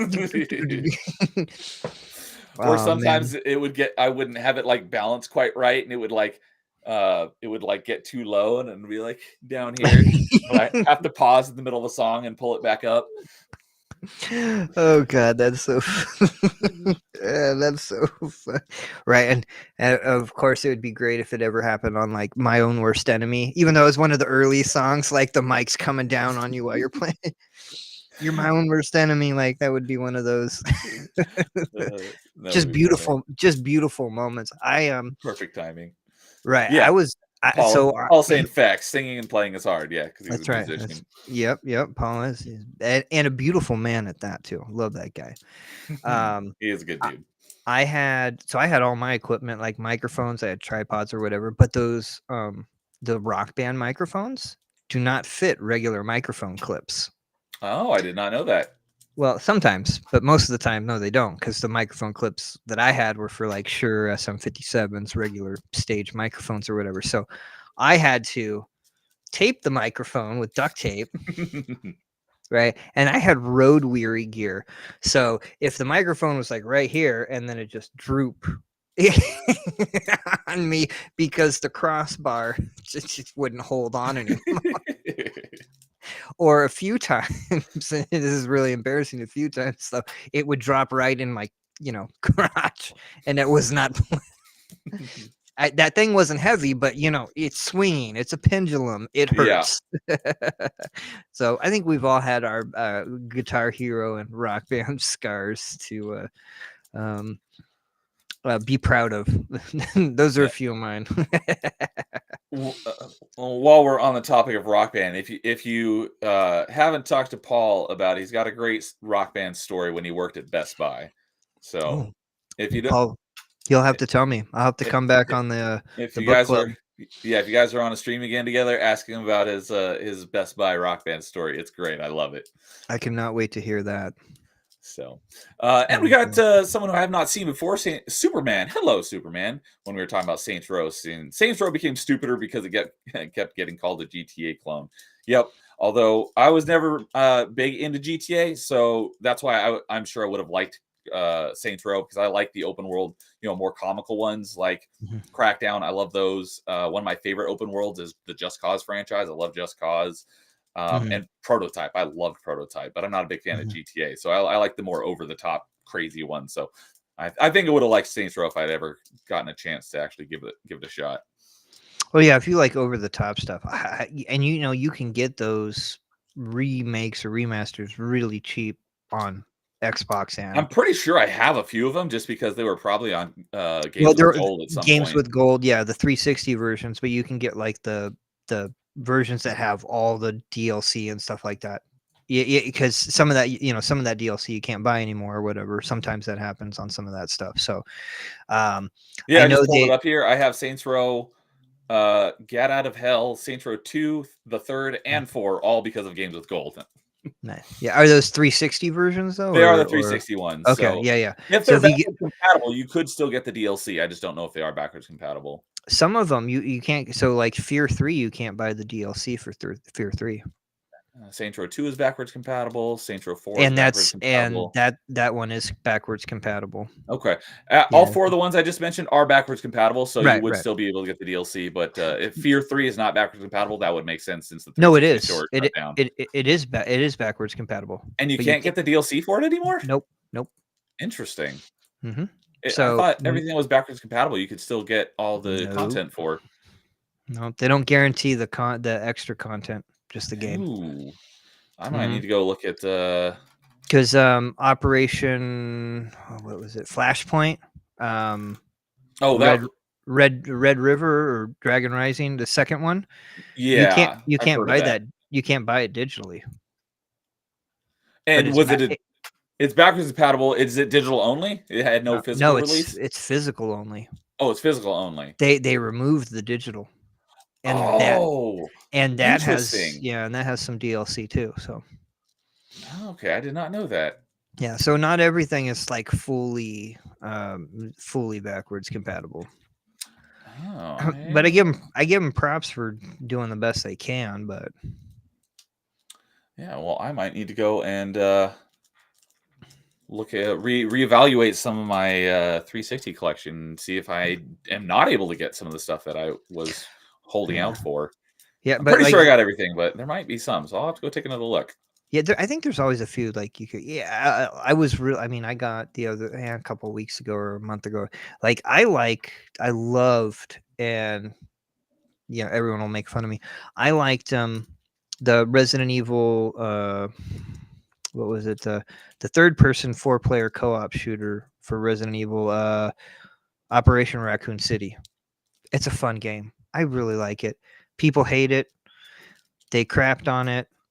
But it's super fun, and it's what's cool about it. So even though the ending is not canon, the events in the game are canon that you actually get to experience from a different perspective. So you get to see scenes from like Resident Evil 3 and I think one or two other games that happen in time. But you see it from the perspective of the characters in the game. Okay. And then you can have this alternate ending. But if you have like 4 friends to just shoot at free will a bunch of zombies and lickers and all sorts of stuff, it's awesome. Like I have so much fun with that game. So if you ever get that, you know the game goes on sale for $10. Don't pay the full $20 for it. And Oh, that, I think, and then the DLC is like $10 for the 2 packs, but it's a lot of fun. And if you can get like 4 friends together, you know, you and 3 other people together to have a good time and just romp through a 4-player co-op, but just, you know, taking out zombies and having a good time, and you like games that aren't, you know, top notch. I like those kind of crappy kind of games. They're a lot of fun. And then you only need 2 people to do all the multiplayer achievements for that game. So if you have one other person, you can do all of the multiplayer stuff. Yeah, I've not really done anything on the Resident Evil franchise because, like I said, spooky's not really my thing, so I haven't really done much. This game is not scary at all. It's a It third doesn't person sound like shooter. it. No, It sounds not at more of all. an action game, which is It like is I know 100%. Resident Evil like 5 got a lot of flack, and then Resident Evil 6 like everyone hated because they're like it's not it's an action game now. It's like that would probably be my favorite one. It's fun. I like it. I mean, it's terrible, but it's fun. Oh, Karma Michelle is here. Yeah, I was just gonna say another new face that I've not seen before, Carmen Michelle. Hello and welcome. Thank you for the sub. I appreciate it. Karma's awesome. Is that a friend of yours? Yep, from from Rumble, from X. Great person. Cool. Love talking to her.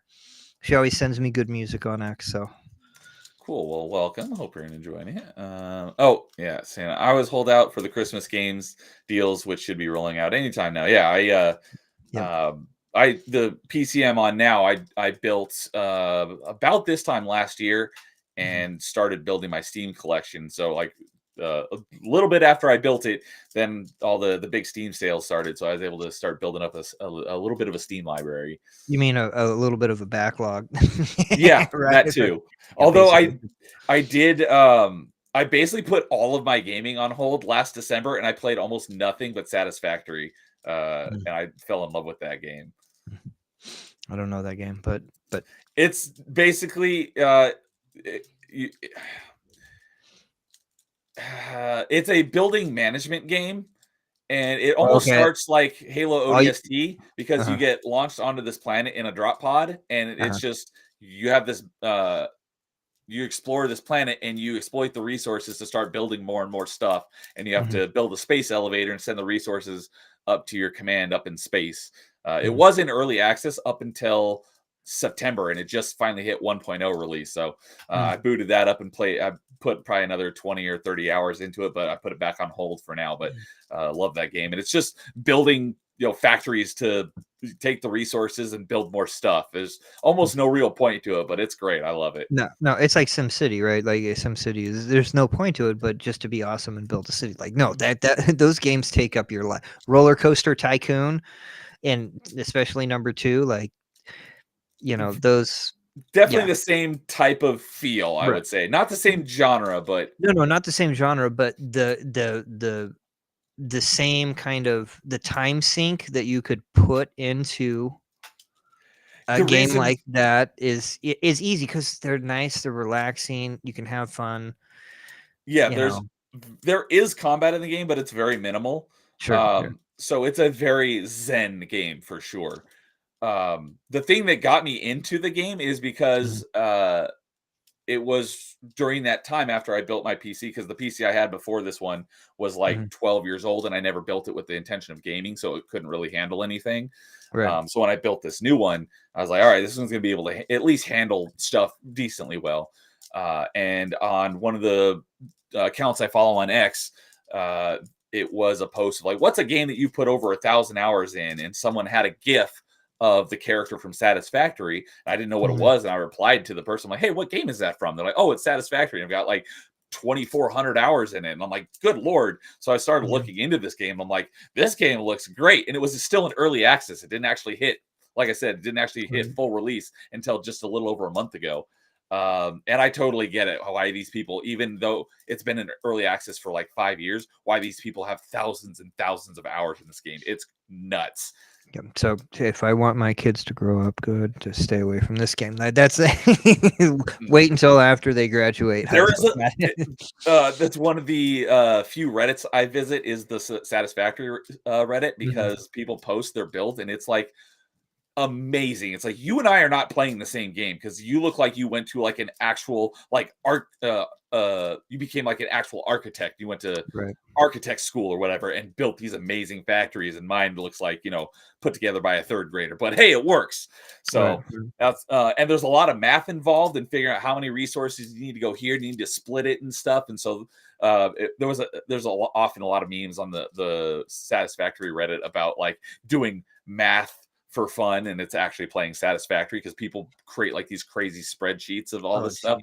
And there's many websites out there for like planning out your builds and figuring out how many resources you need in order to output this many of this unit per minute, and where all the nodes on the map are and stuff. So you can spend just as much time planning your stuff on these alternate tool websites as actually playing the game. So that's crazy. It's pretty nuts. That's a good game. I mean, it might not be my type of game, but damn, that sounds like a great game. Like, people that can spend that amount of time, have fun. And then on top of that, like, again, you're learning, you're keeping your brain active. It's going you're talking about the math, right? Like, working at GameStop, I had lots of parents that would come in and ask for like, well, what's a game for my kids, my little kids? You know what I mean? I'm like, I'm trying not to give them crap games that, like Scribblenauts was a game I always love to recommend to parents. I've heard great things about it, and I always wanted to play it, but I just never got around to trying it. And that's okay. And if you don't, then you don't. But I mean, like, again, I was trying to, give parents games that their kids would feel good about, keeping the brain going, right. So I like smart stuff. Like, I like real-time strategy games in the sense in like Age of Empires. Oh, Carl loves the Age of Empires. Right. Yeah. So like those about the closest like RTS type of game. I never got into Civilization. I think that was a little too much for me. Also, I never had a computer that could run a Civilization game, so there was that as well. So but I do love that history. I'm a big history fan too. Much like that's Carl. why you and Carl get along so well. Yeah, we're big history guys too. So so that helps. And but also I can't really play a lot of computer games, but Age of Empires is just a mouse. I can also use a Steam Deck to make shortcuts. Speaking like of, I said, yeah, okay. Carl Michelle's like, you all are gonna get Steam Deck? For me, probably not. But I would love to get a handheld PC at some point. As of right now, if I was to go with one, I'd probably get the ROG Ally. But there's a lot of rumors that Microsoft might put one out.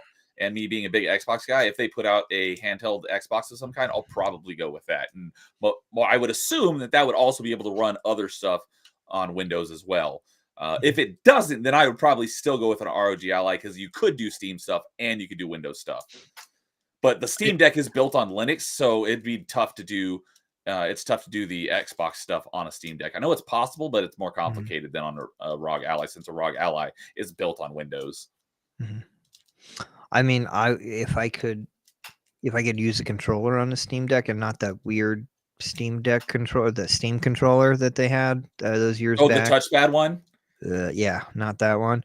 I would probably like because I've never had a computer that could really play PC games. In fact, the laptop that I'm currently using is dying, And one of my followers, fans, actually sent me a computer that they built in Oh, order to nice. continue to keep me going, which is really awesome. But yeah, because I like video editing, and so having something that I could play PC games on with others versus using I would prefer to use a computer only for editing and streaming and keep it clean of everything else, because video files take up so much space.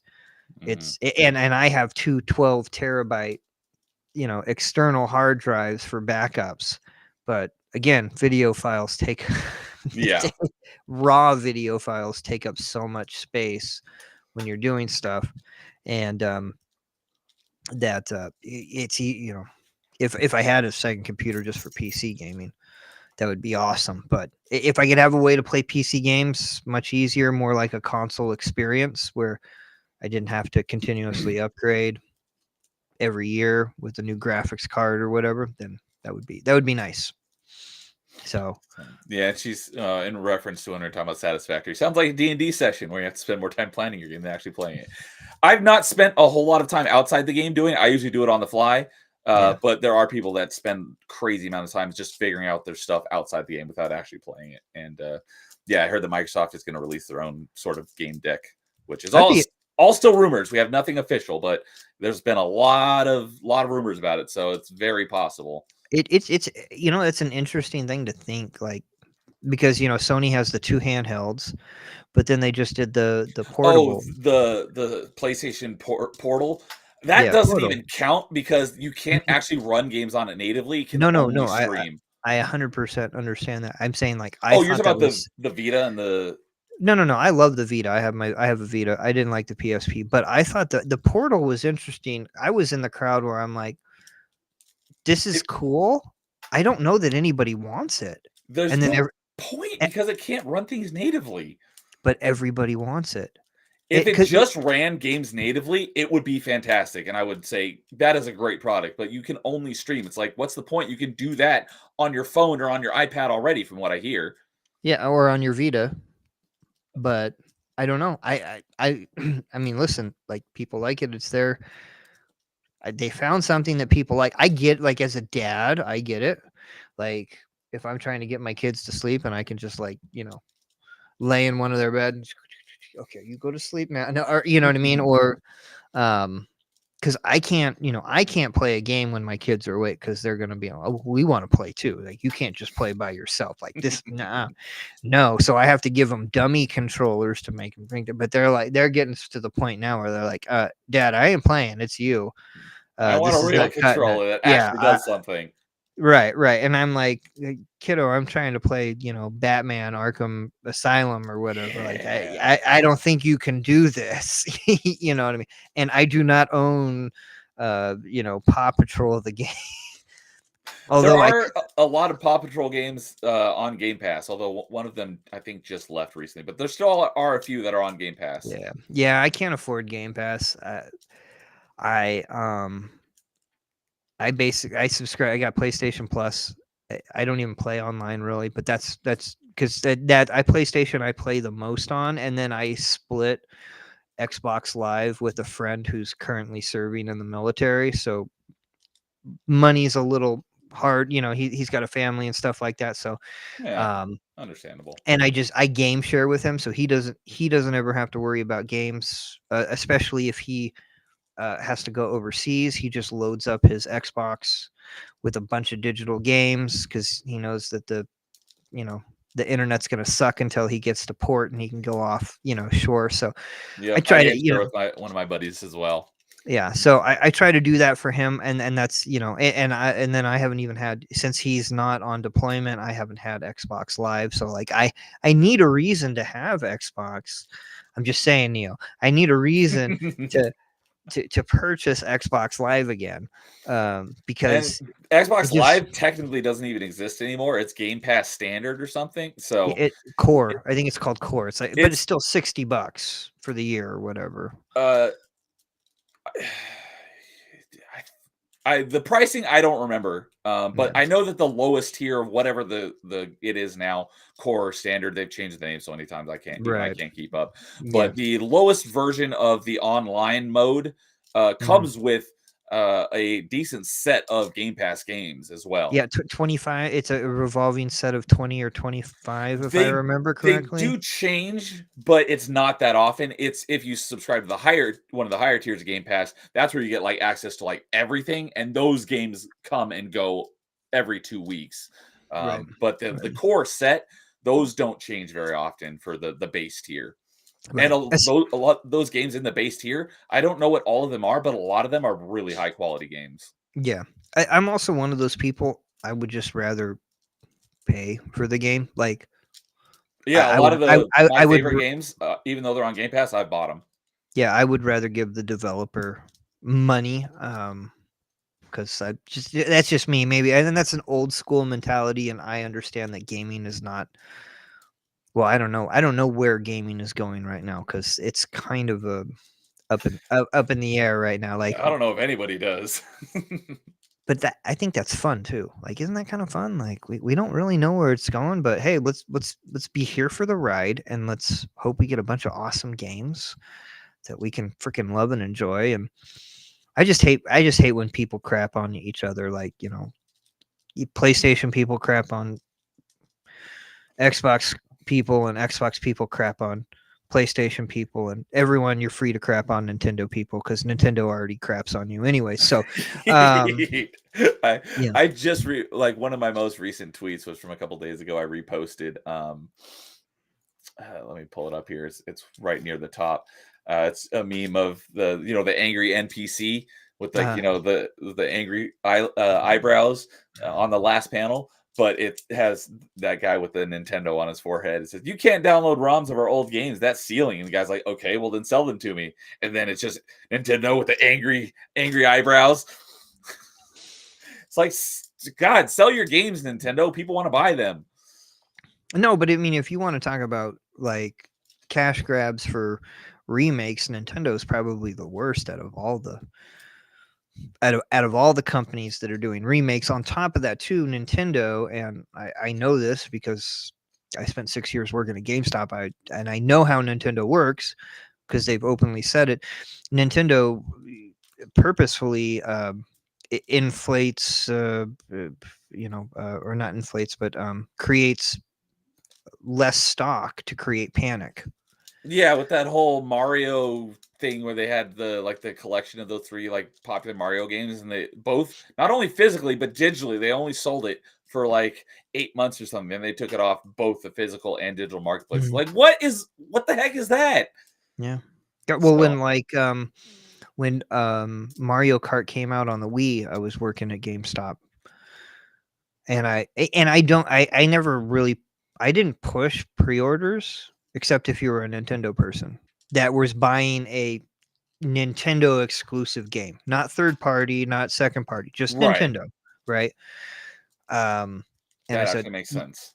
listen, if you want this game, and the same thing, by the way, happened to Pokemon, the first 3DS Pokemon games. So Ruby and whatever the blue one was, I can't remember, You'd right? have to ask Carl. I don't know much about Pokemon. Well, he didn't remember either, but there's so many damn Pokemon games that There it are. doesn't. Yeah, but it was the 3DS version of Red and Blue, right?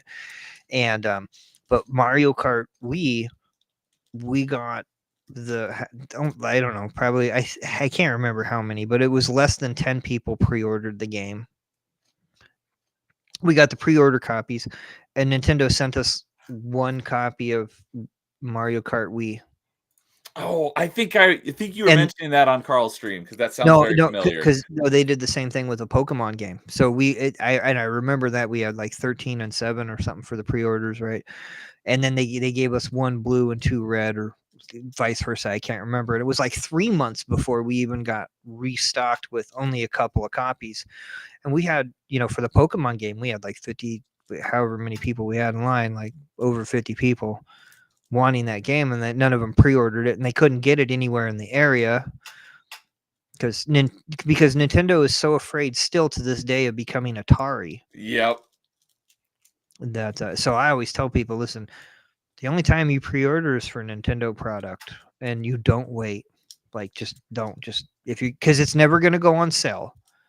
The most Yeah, it's going to be Nintendo is games rarely go on sale. $5 cheaper if And you're when they lucky. do, it's not much.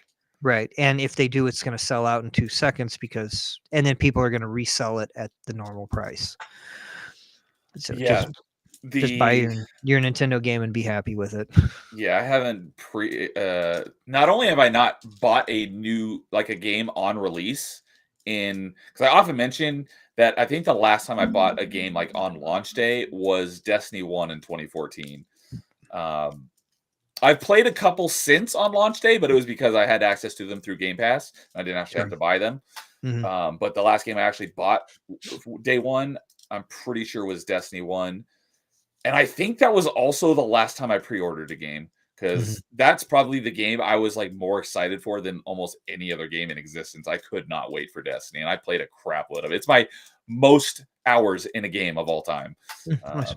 Not my favorite game of all time, but it is my most hours in a game because I did love Destiny 1. You got your money's worth out of that. Yeah, absolutely. Yeah. But I didn't have any friends to play that game with, so I played through everything that I could by myself. I had my best buddy IRL. We played. I mean, I don't think he ever played it without me, but whenever he was playing, I was playing with him. But I played a lot without him because he only ran one character, but I ran all three, and I did like raids every week for all three of my characters. So I played it a lot more than him. But I played a lot of it in co-op, which was one of the reasons why I loved it so much, because I don't like versus PvP stuff, but I love co-op stuff. Yes, 100%, 100%. That's why I'm really excited for the control game, the right? control FPC, yeah. Which by the way, that's day one, PlayStation Extra and Game Pass.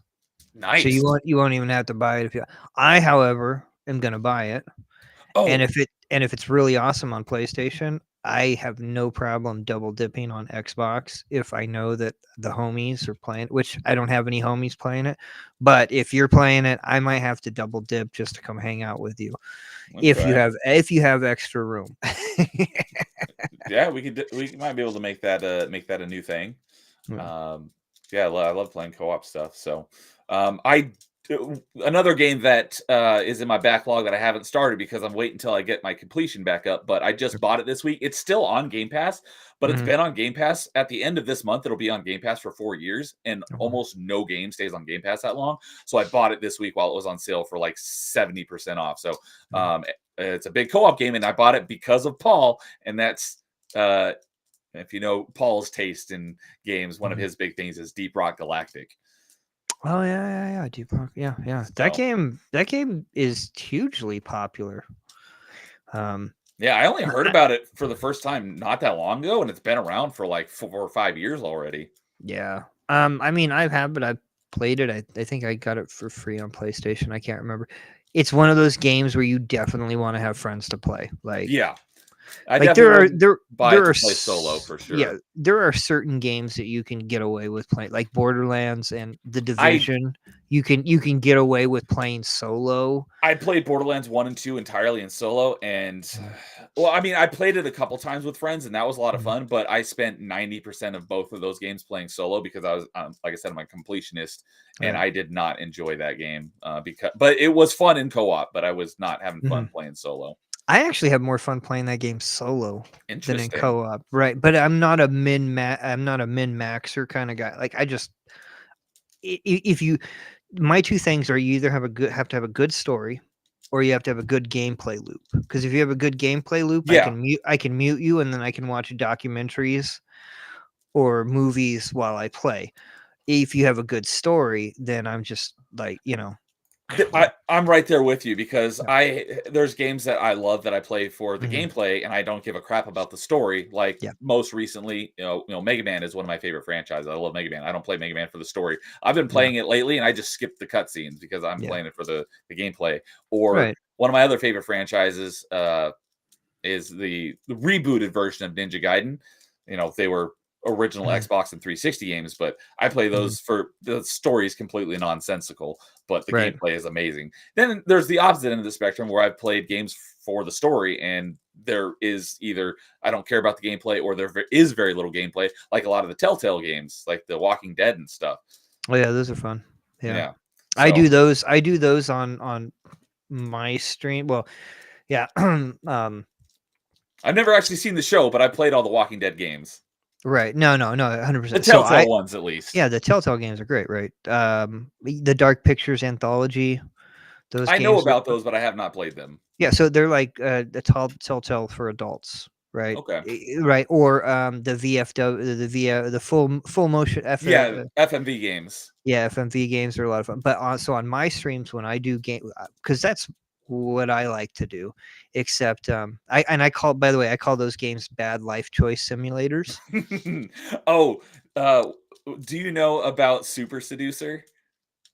No, I do not know about that. Okay, that's like one of the quintessential FMV games, and I've not played any of them, Hmm. but from what I've seen about them, they look just hilarious because it's an FMV game where you pick Right. the options, and it's all like this guy went and made the game, and just filmed these conversations, but he made up like ridiculous situations and stuff. Oh wow. And Okay. depending on which option you pick, choose is determines what version of the video he recorded. So I haven't played them, Wow. but I've heard that they're pretty comical. So Are they on console? no, they're well at least Okay. I'm pretty sure the first two are on Steam, but the third one isn't on Steam. And the reason why I know about these games is because of my buddy Melee James, Oh, because he okay. often rants about how the first two are on Steam, but so he went and made the third one, and they told him, yeah, whatever, well, you can put it on Steam once you make it. And then he went, put all this money into Super Seducer 3. And then after he made it, they're like, nope, you can't put it on Steam. And they never gave him a reason, and so he was never able to put it on Steam. So That's weird. That's crazy. but sorry, No, no, FMV no, games, go for it. well, yeah, and they're all terrible. And Wells Interactive makes, yeah, actually, the Wells Interactive games are pretty fun, right? So what I do on my show is they're bad life choice simulators, and all I do is play the game. But when a decision comes up, I force chat to choose what Yes, I happens. thought that's where you're going with that. So I've been doing that for years. I It's haven't. it's Once it's I great left. Oh, because go ahead. Sorry. some games actually have that built in as a mechanic where you can turn on streaming mode, Sure. and it can directly integrate with like your Twitch chat, and the Twitch can actually make the choice for you, so you don't even have to do it yourself. Yep. Yeah. However, since I'm not on Twitch, and I haven't been on Twitch for many, many years, um, I've been solely on Rumble. A lot of it because my current show I couldn't do anywhere else. I couldn't do it on Twitch. I couldn't do it on YouTube, or basically Odyssey and Rumble are the only places that I could do it. Now Rumble has the latency down close to on par with Twitch, so I can come back to that. And eventually I'm going to just start doing like the video game stuff on all the platforms, which is what I want to do anyways. But my main focus, which is music, I can't do that anywhere else. But Because of like the copyright stuff, right? there's some copyright stuff, right? And then also just YouTube is ridiculous when it comes to music. So you have people that are just bad actors flagging musical content that they don't even own Yeah, I've and heard about claiming it that. as so even if you have the license, which by the way, just to have the license for a month to put, I didn't do all the math, but I figured it out that it would cost probably about somewhere between 50 to $500,000 a month to legitimately do music on an independent level the way that you'd want to Jeez, with all that's the licenses. nuts. Yeah, it's ridiculous. Like far beyond ridiculous. So, but yeah, and certain games they do a really good job. As Dusk Falls, which was on first came out on Xbox and then came out just recently on PlayStation. It had Twitch integration, so that was a couple of years ago. That's the one that's kind of like a motion comic, right? Right, that's a motion comic, right? But the integration Yeah, that's the one I was between thinking of. Twitch and the consoles or the PC is sometimes it works, sometimes it doesn't. So it's not 100% great. So I just say, but a lot of the games now have a pause mode on choice. So that's what I do. So I just click the pause mode and go, okay, guys, left or right, because that's just give me an L or an R, and then I'll tally it up, right? That's great. And it's so fun to like watch people argue, and you know what I mean, like because now all of a sudden chat, they're involved in what's going on. Like they have they have to be invested in the story. You got to pay attention. You're not hanging out with me. You're also, you're in the choose your own adventure category. Yeah, that reminds me of a story about how I don't know how they set it up, but there was like a Twitch stream or something, and it was all controlled by the chat, and like the chat was giving the game commands, and eventually the chat beat like Pokemon or something, but it took like 6 months or something ridiculous, because it every time, doesn't matter who it was, it would just take that command and put that command into the game, and the game would do it. So it was like a really community effort. So people could be trying to give it a command that's not going to help. So but it was just nobody was actually playing the game. It was just taking all the commands from the stream. It's like from the chat. Yeah. That's a pretty I remember that. I think cool it was idea. Pokemon. Yeah. Well, and it's fun too, because like, so if I play like a game like Until Dawn or The Quarry, right? Recent games where it's the same bad life choice simulator, but I always tell people up front, okay, I'm going to try and keep these people alive because I'm playing a video game. Your job is to try and get them killed. Or whatever you want to do. And what's really funny is with these games is usually within like the first 20 minutes of the game, people are already like, oh, that person's got to die. I like that. And then when they try to kill the person that they don't like, they end up staying alive, and then these people, and then they start liking the person that they hated. Like that's really fun to watch. Like, you know what I'm saying? Like this whole process of and it's so much fun, especially when you have a good community where they want to have a good time too. You really get to learn about people in not just a funny way, but in a situational kind of comedy way, and then just as people in general, right? Because the really super good people are always going to want to do the right thing, and then there's the people that just want to cause trouble, and that's always fun too. You know what I'm saying? Like, and then people can feel free to just kind of be them, and make the decisions that they would not normally make. So, yeah, I've thought about doing something like that because that would be fun, but you got to have a decent enough size community to do that. So it sounds like you've got over there on Rumble, which is awesome. I mean, as long as I have 3 people, you can technically do it, right? Because you could have one person vote left, one person vote right, and you have a tiebreaker, an odd number, right? But even so, if you have an Alexa device or a phone, you could just flip a coin. So there's ways to do it. Idea. Yeah, there's ways to do it. Yeah, you could too. You could be like you could have like a Discord bot make all your decisions. Choose A, B, or C, and then just something like along those lines. Right, you could, yeah, exactly. You could do things like that. But the goal is to make sure that everyone can either hear it or see it, so that way we know I'm not making that decision, and we're leaving it up to the gods or whatever. You know what I'm saying? Like, I think that's important too. Like, we're leaving it up to fate if we hit a yeah, and then some people don't even make a decision because maybe they morally don't want to make that decision, and that's I totally get 100% it. totally cool too. Yeah, 100%. I often mention because not one of my single favorite video game franchise of all time is Mass Effect, and there's a lot of moral choices you make.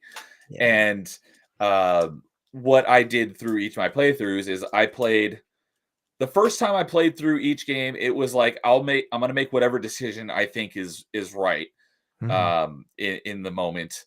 The second time I play through it, I'm going to do a Paragon and just pick the good choice every time. And then the third time I play through it, I'm going to do the Renegade option, just choose the bad choice every single time. And playing through each of those on the Renegade playthrough, where it doesn't matter what the choice is, I'm picking, what's essentially the bad option.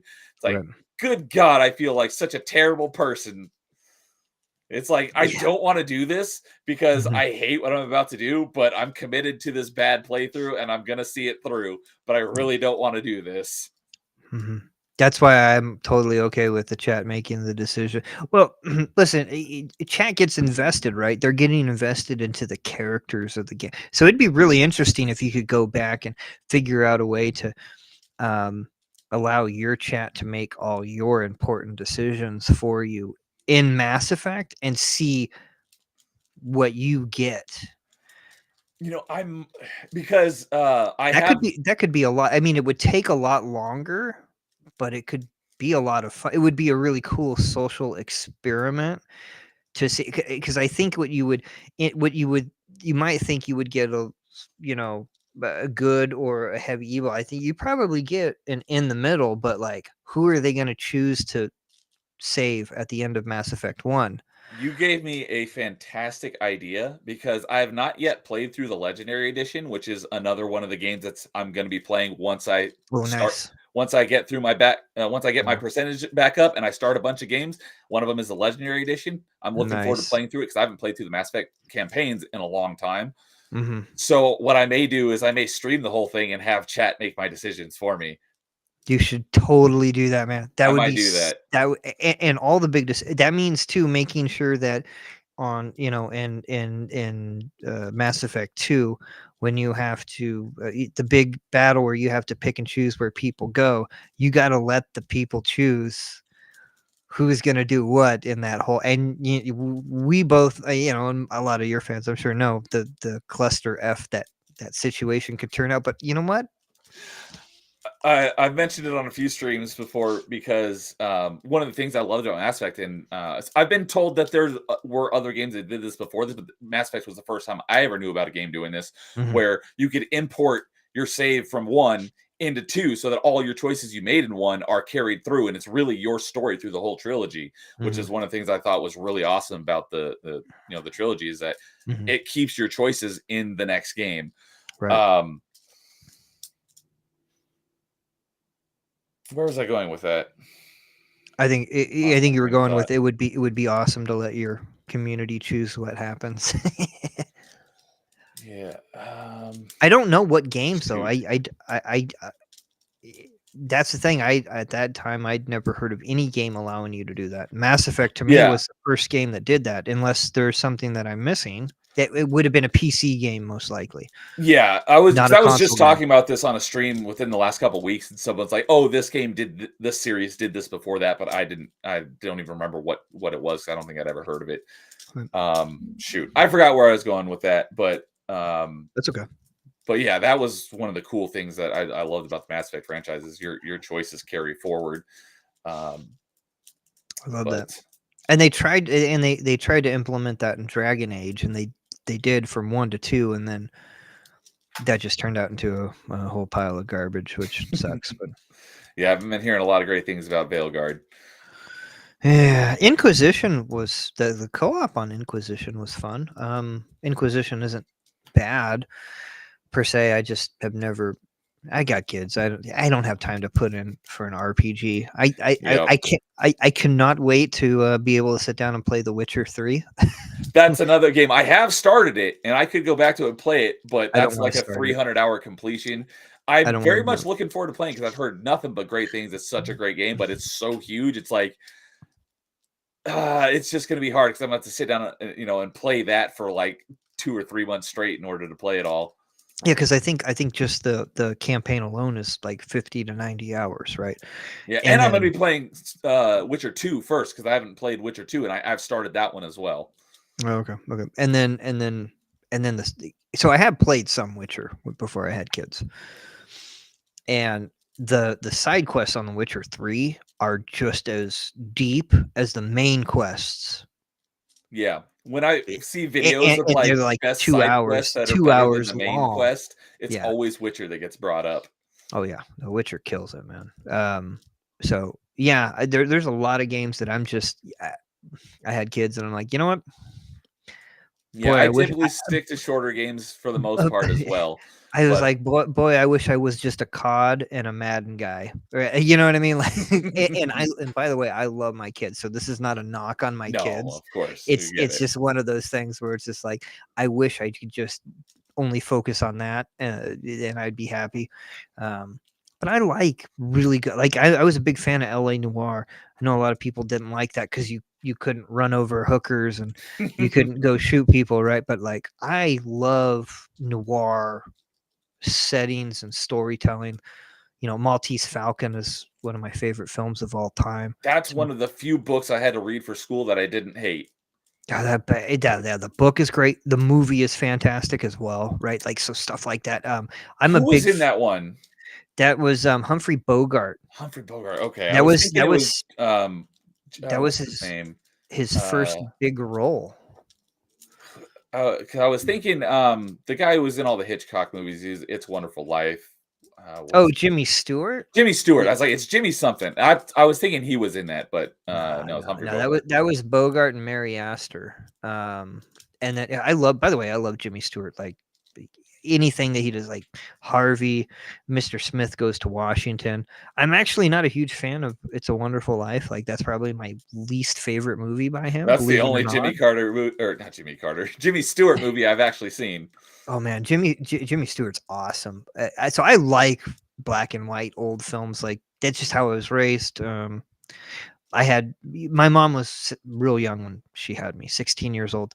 My grandparents came from Depression era parents. I don't know if you know the movie American Graffiti. I Uh, know of it, but I've okay, not seen it. so it's basically about a bunch of kids cruising in Central California. Which listen, you're from California, so it's about a bunch of kids cruising in Modesto. Okay. I like to call it Molesto, but it's Modesto, right? So my grandpa grew up, and he was part of that group. So George Lucas's film was about essentially about my grandpa and about the kids that grew up in that area cruising. Oh, was American Graffiti Lucas? Yeah, that was Lucas. Yeah, Oh, okay. yeah, I yeah. did not know that he did that. Yeah, Ron Howard was in that film as well. Yeah, and so yeah, that was basically about those kids growing up and those Modesto kids cruising. That was kind of where that's where Mel's is from. Mel's Diner, right? You see, we see I Mel's did all the not know. time. Yeah, yeah. Well, Lodi is the home of the very first A&W restaurant. I did not know that either. Yeah. So if you like root beer, I love try it. root beer. It used to be my favorite soda until Code Okay. Red existed. Okay. So if you go down to Lodi and you go to that A&W there, they make it fresh right there.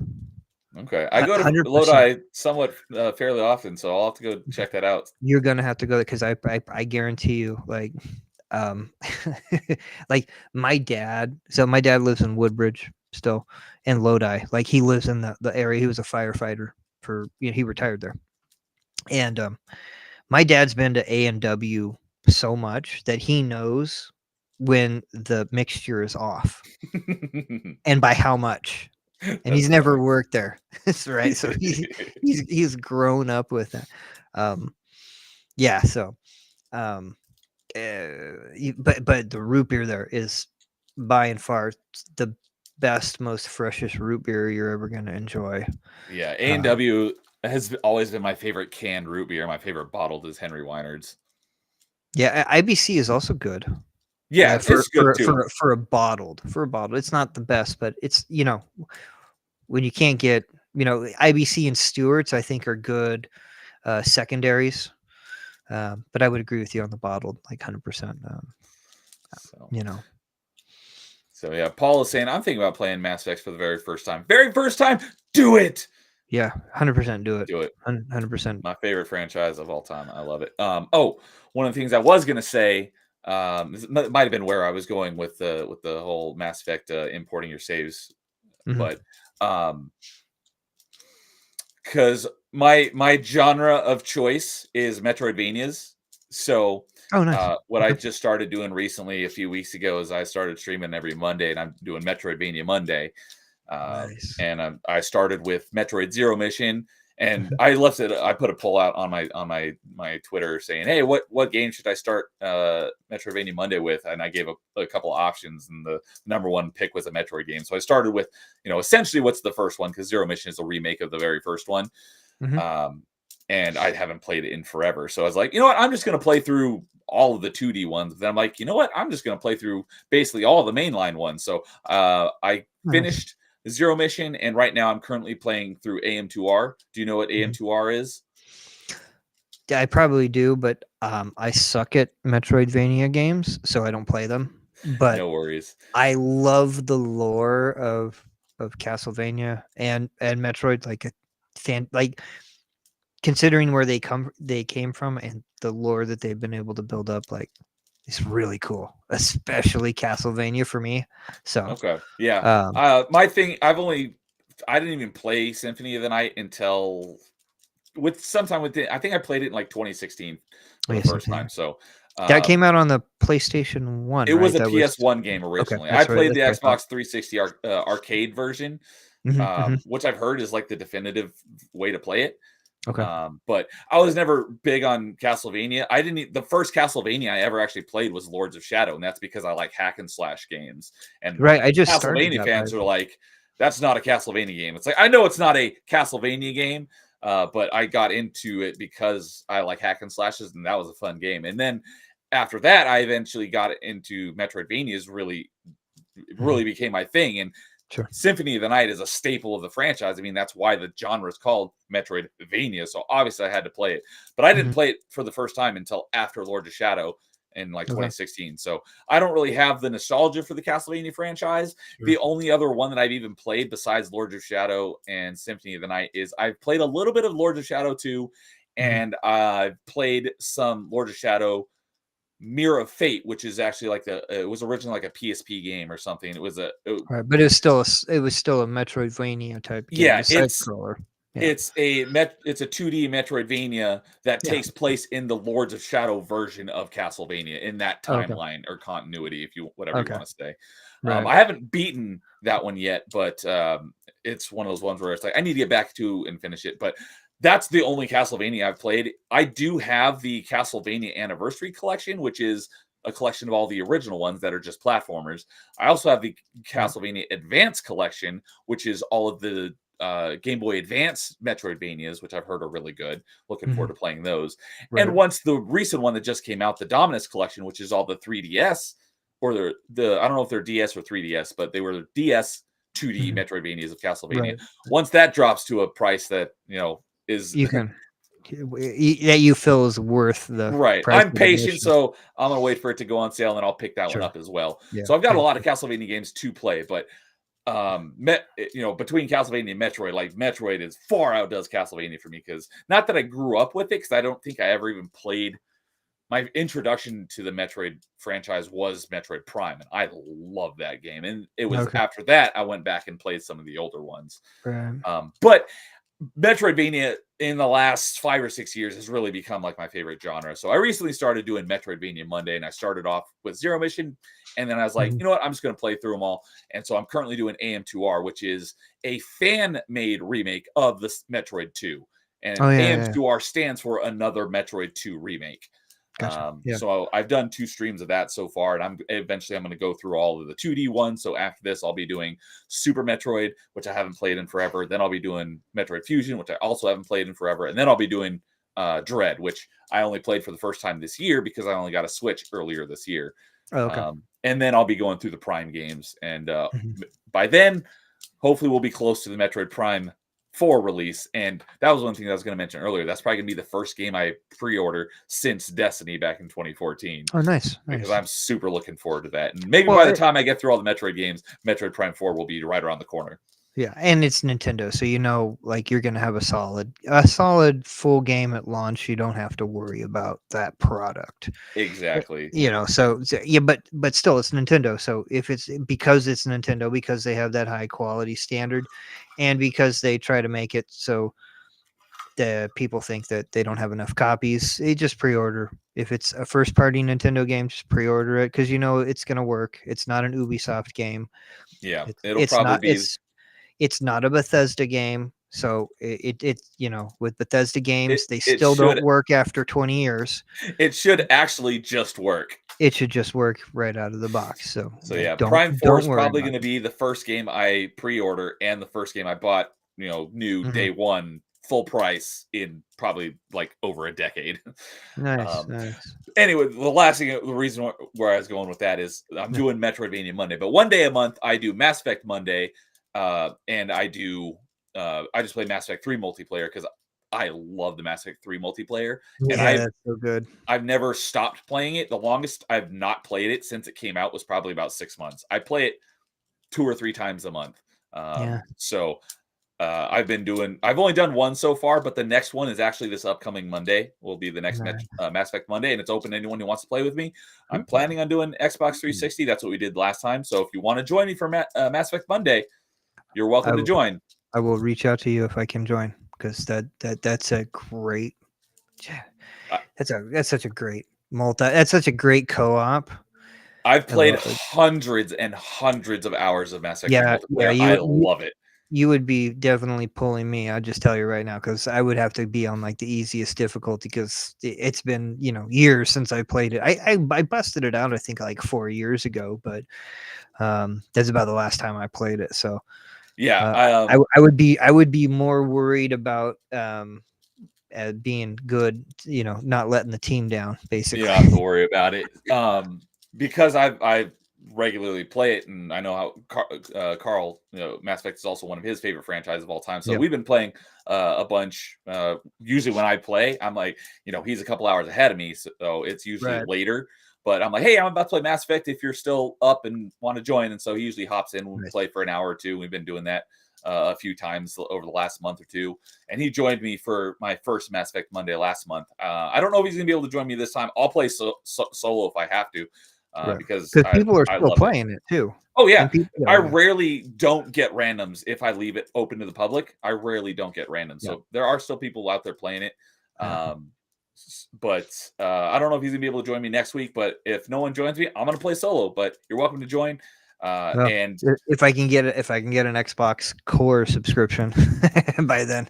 well, it's not on regular Game Pass. It's only on EA Play because No, it's no, no. EA. I own the game. Oh, okay. I own the game, so You I got the have to. game. But I have to pay for the The online. play Okay. online. Yeah. Gotcha. Because people are like, yeah, Mass Effect is on Game Pass. Asterisk, it's on Game Pass Ultimate because with Game Pass Ultimate, you have access to EA Play, and all the Mass Effect games are on EA Play. So just for anyone out there who's curious, if you have Game Pass Ultimate or EA Play, you could have that. That would work as well. You could hop in and play Mass Effect Except with on me. PlayStation, because they don't have that. Well, they Yeah, have EA Play, but they don't have the PS3 games. and it's not crossplay, so I'd have to be Yeah, it playing on the wouldn't matter PlayStation anyway. Yeah, version. I don't have a PlayStation, but I do also have Mass Effect 3 on Steam, so I can play with anybody who wants to play it on Steam as well. yeah, But yeah. like I Well, said, they're not crossplay, so yeah, yeah. I want to keep going. If it's okay, I do need to use the restroom and check on my kids real quick. If go for it. because I Yeah, know it's your show, so if you don't mind me stepping away for just a moment to check on them and use the restroom, no thank you. I worries. appreciate it. Yeah, if you want to stick around for a little bit and keep going, you're by all means you're welcome to. Yeah, because I want to talk about a game that EA just relisted on Steam. That's a super underrated game. I don't want to Okay, talk about. cool. Throw that out there. So, all right, I'll be right back. All right. So, um, yeah, I've got some more things I want to bring up with him, but I'll wait till he gets back. So, um, yeah, Paul, if you're still there, definitely play Mass Effect and stream it if you're able to. I would definitely be there. I'd be up for watching you stream it. I've been getting all over Mo Zamboni because he knows how much I love it, and he's keeps saying he's going to start playing it and he's going to stream the whole thing. And I'm like, why haven't you started yet? So definitely play it. Don't if you don't want to stream it, don't. You can be more immersed into the game and the story if you don't play it on stream. But if you do play it on stream, I would definitely be there to watch you if for as much of it as possible if I am able to. So, yeah, you know what? While he's gone, let me go ahead and update this. So, if you aren't, go follow Sophmore John on Rumble, dropping his link in the chat right now. And I don't think I grabbed it prior, so let me see if it's in Oh, I did put his link tree. Oh, he does have a YouTube channel as well. I linked his YouTube channel and his link tree in the stream description already, but I'm going to go ahead and drop the link to his Rumble channel in the stream description as well. So if you refresh it, it should be there. So I will play that and Subnautica soon. Yes, play Subnautica. The only thing is that, well, obviously the it's a open world survival crafting game, so it's kind of at your own pace sort of thing. So it's not as if you're going in for a gripping story, it does have a great story. It definitely does have that, but it's not like Mass Effect where it's constantly moving along. You could just, ignore the story and just, collect items and build stuff for 100 hours and completely ignore actually completing the game if you wanted to. There's, plenty to do without actually playing the game in Subnautica. So,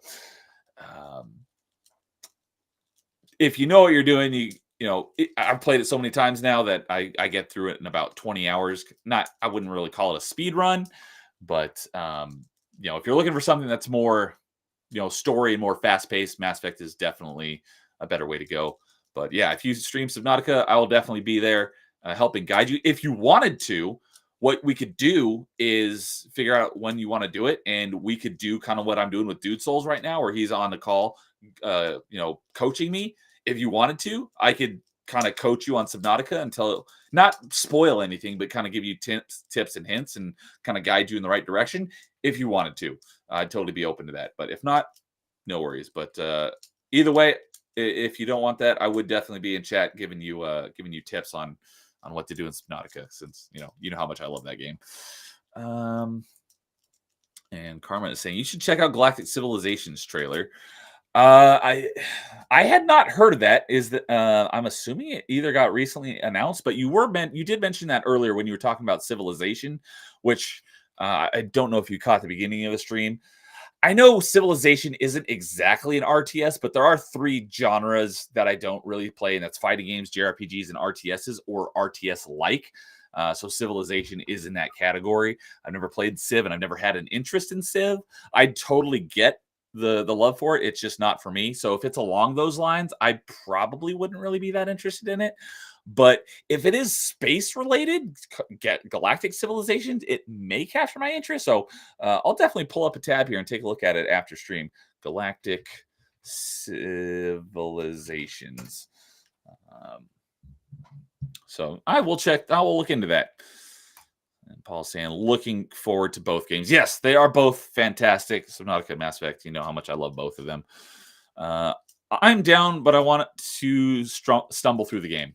That is the best way to play Subnautica, honestly, is stumbling through it and figuring it out for yourself. So, and Karma's saying, it's not Civ brand, it's a different dev.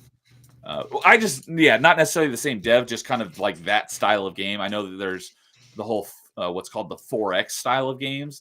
Looks interesting, but they're not really for me. So if it's in that 4X style, I don't know how much I would like it, but I will definitely give it a look. I'll definitely give it a look. So, welcome back. Thank you. I appreciate that. Sorry, the dog had to use the restroom too. So. No worries. Oh, and Paul saying, I can't wait for you to try Remnant 2. You're going to love it. Speaking of Remnant, when I bought Deep Rock, I also bought Remnant 1. Both Remnants are currently on Game Pass, but I have a feeling they're going to be leaving soon. And they were both on sale for like 60 or 70% off. But I was like, I'm going to buy the first one because I'm going to play the first one first. And then if how much I like it, I'll go get the second one. But since it's a co-op game, I have a feeling I'm going to love it. But my buddy I game share with, and I played like almost all of his time in Destiny, was also playing with me. And he's the one that I play Mass Effect 3 multiplayer with all the time. He's the one I game share with. So I was like, hey, I bought Remnant so we can play Remnant co-op sometime. So if you want to do, I'll let you know when we do that, Paul. Maybe we can get, because it is 3-player co-op. So maybe we can do Remnant 1 together, and then maybe eventually get into Remnant 2. That'd be dope. And you haven't played the first one yet, but they both are currently on Game Pass. I just have a feeling that they might not be on Game Pass for that much longer. So So, well, the last thing I was going towards when I was talking about Mass Effect Monday is I do that once a month where I play Mass Effect multiplayer. So you're welcome to join. But because what I was planning on doing is once I get through all of the Metroid games on Metroidvania Monday, then I would just start playing various other Metroidvanias because I've got a ton of them. But maybe for a while, I'll make it Mass Effect Monday and I'll do the Legendary Edition, and however long it takes me to get through the Legendary Edition, I'll just play Mass Effect Monday every Monday until I finish it, and then I'll go back to Metroidvania Monday. And when I do that, I'll have the chat make all my choices for me. So that would be super fun. That might be what I do eventually. And may I suggest, and I can talk to you later about this off the stream. I have a friend who he's actually been making his own game since 2018. It's a Metroidvania style game. Ooh. And you can actually help him alpha test it for free. I love this. Yes, definitely get me connected. And then also too, he already has one game available right now on Steam that's a classic puzzle game, a top down. I love puzzle games. Right, so it's kind of in the vein of almost like a Tetris, Dr. Mario. It comes down, you have different characters and stuff. Oh, that type of puzzle game. Okay, that type of puzzle game. I like Tetris. It's not like a thing that I love, but I like Tetris. I like puzzle games, like thinking like, all right, I got to put this thing here so that I can get this color to match this color. And yes, that's what it is. It's more of a 16-bit style class. Anyways, he also makes and records all the music for his games as well, and he has a new game coming out soon that he just recently announced. So, but I think he would be awesome to have on your show. I think he would also be awesome to have Paul talk to, because Paul's a big music guy, and he makes his own music for his games. He's got like six albums out on Bandcamp now that you can buy. Some of them are soundtracks for his games, and then some of them are just him making music. But you can alpha test his game for free. It's got 2-player local co-op support. I'm sure he'll, maybe eventually make some online code possibly for it. I don't know, but just the whole time that we've been talking, I'm like, this would be somebody that I think you would really enjoy talking to, especially because he's coming from a game development perspective on something that you just absolutely, love. So yeah, So 2 things on that, because not like I was talking about earlier, have ideas for like products and apps. I also have ideas for a lot of games, because eventually I would love to start a game studio, because I've got some great ideas for some awesome games. So I would definitely love to talk to this person. Yeah. The other thing is, you said that he already has a game available. Do you know what that game is called? Quadice is what it's called. Let me see if I can spell that. Yeah, let me try and pull up all his Quadice. Yeah, I believe that's what it is. QAI. It's on Steam. You can find it on Steam. Euphonia Studio. Yes, that's it. 100%. Yep. And then you can find him on itch.io, and that's where you can download Euphonia the game for free. Sweet. And, okay. And you can alpha test his. It's a side scroller. Awesome. All right. Game. I'll put the link to this in the stream description as well. So if anyone wants to check that out afterwards, they have the link to it. So awesome. Yeah. And if he wants to come on and talk about games, that obviously that's what open mic is for. So I'd love to have him on. Right. And then you can pick somebody's brain who's making a game too. Like exactly. With your inquisitive mind, I think he would be the perfect person to kind of come and hang out with on your show. So yeah, maybe he could help, maybe give me tips and pointers on how to get some of my ideas off the ground. Yeah, because he actually started his game developing on Super Mario Maker. Okay. So he started making Euphonia the game on Super Mario Maker, and then when he got a computer that he could make a game on, he literally transferred all that work somehow. Whether he had to rewrite all the code, he had to learn the code, he had to learn how to do all that stuff over to this game. So this is a labor of love that's been going on for quite a while. That's awesome. Because I've got one of the other things that I don't talk about the details, because I don't want to give anything out, because I am planning on doing something with this. But 4-ish years ago, I had an amazingly amazing light bulb idea. And I was like, what I could do is I could take, because one of my favorite shooters of the last, uh, recent games is Doom Eternal. I love Mhm. Doom Eternal, and I've played a crap load of it. And I know how Doom has um, a reputation. The classic one, the classic Mhm. Doom is one of the most modded games of all, of in history. Mhm. Um, and so, Doom has this reputation of modding. And I had this idea. I'm like, what if I took the building blocks of Doom Eternal and I could make an entirely new game out of it? And I'm not going to give any details on what that is because I actually still want to do this. So I had this idea probably like 3 or 4 years ago. Mhm. And last November-ish, so about getting close to about a year ago, I was Mhm. like, all right, you know what? I've had this idea for a few years. If I was going to, start my game development, my journey to game development, this is going to be the way to do it, would be starting with, where I don't have to build the engine and build the assets. I just take the assets and, build something out of them that already Right. exists. So I started like, all right, I'm going to look into what it's really going to take to do this. And so I started digging into it, and I got connected to a bunch of Doom modding discords, and started watching a bunch of videos on YouTube and like how people, because there's tons of like Doom Eternal mods out there, Mhm. and so I was watching all these videos and stuff. I'm like, I don't understand this because everything that everyone is, all these like how-to web pages I'm going to and all these like YouTube videos on how to do it, it's all done in text, like text documents. I'm Right. like, but how do you build something new? And Mhm. I found out that you can only take the existing stuff and tweak it. You can't actually build anything new out of it because the tools to do that didn't exist to the public. The only people that had those tools were the developers themselves. You can only Mhm. take the existing stuff and tweak it a little bit. Mhm. So I was like, well, crap, there goes my whole plan. I won't be able to build my game out of the building blocks of Doom. Mhm. Fast forward 8 months later, I don't, ish, a couple months ago during whenever QuakeCon was, I want to say it was in July, Mhm. the developer tools for Doom Eternal finally got released to the public. I'm Oh, like, wow.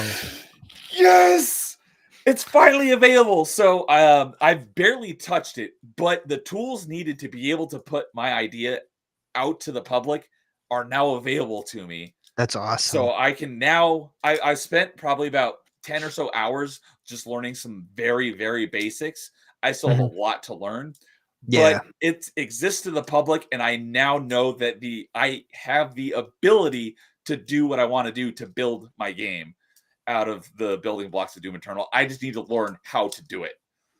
Oh, that's awesome, man. That is, yeah. Well, and then yeah, Euphonia would be a good person to talk to, and even if he can't help you, he's talking to people all the time that are building games. He's part of groups, so like he might, and that's kind of my big thing too, is like taking care of your community, being a part of your community, helping out the others, helping people grow and stuff like that. So yeah, I've known Euphonia for many, many years, and I've watched where his game was when I first met him. Gosh, 4 something years ago, probably, and to where it is now and how it's grown. Like talking to him, I was like, "Hey," um, he didn't have controller support for his game. You know what would set your game apart, man? Having controller support.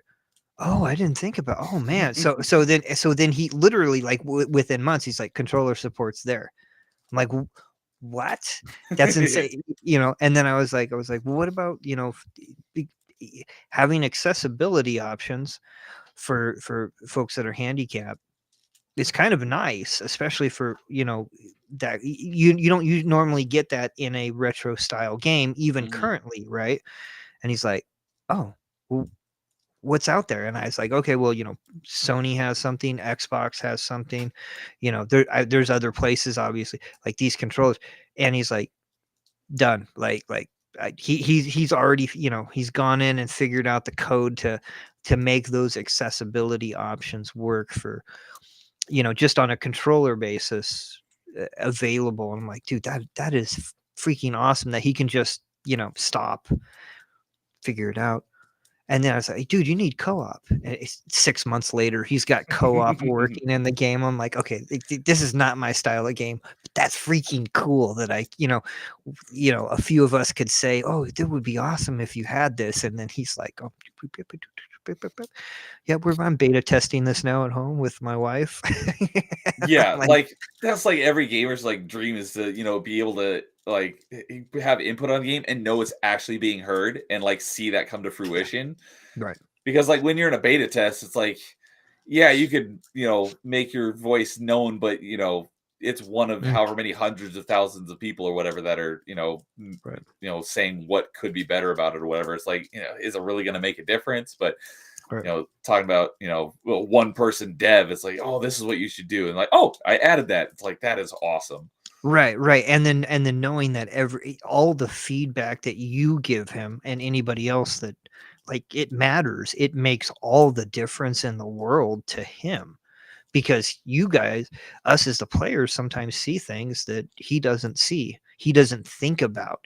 He doesn't consider because he has how he does things. He works on the game, he cleans up the code, then he tests it, he bug tests it, he does all sorts of other stuff, and he's got his, the way he does things. And then, and with any job, you know what I mean, you get comfortable, you get in a rhythm, and then you kind of sometimes forget, I gotta look at this from the outside. I gotta, see it from a different perspective.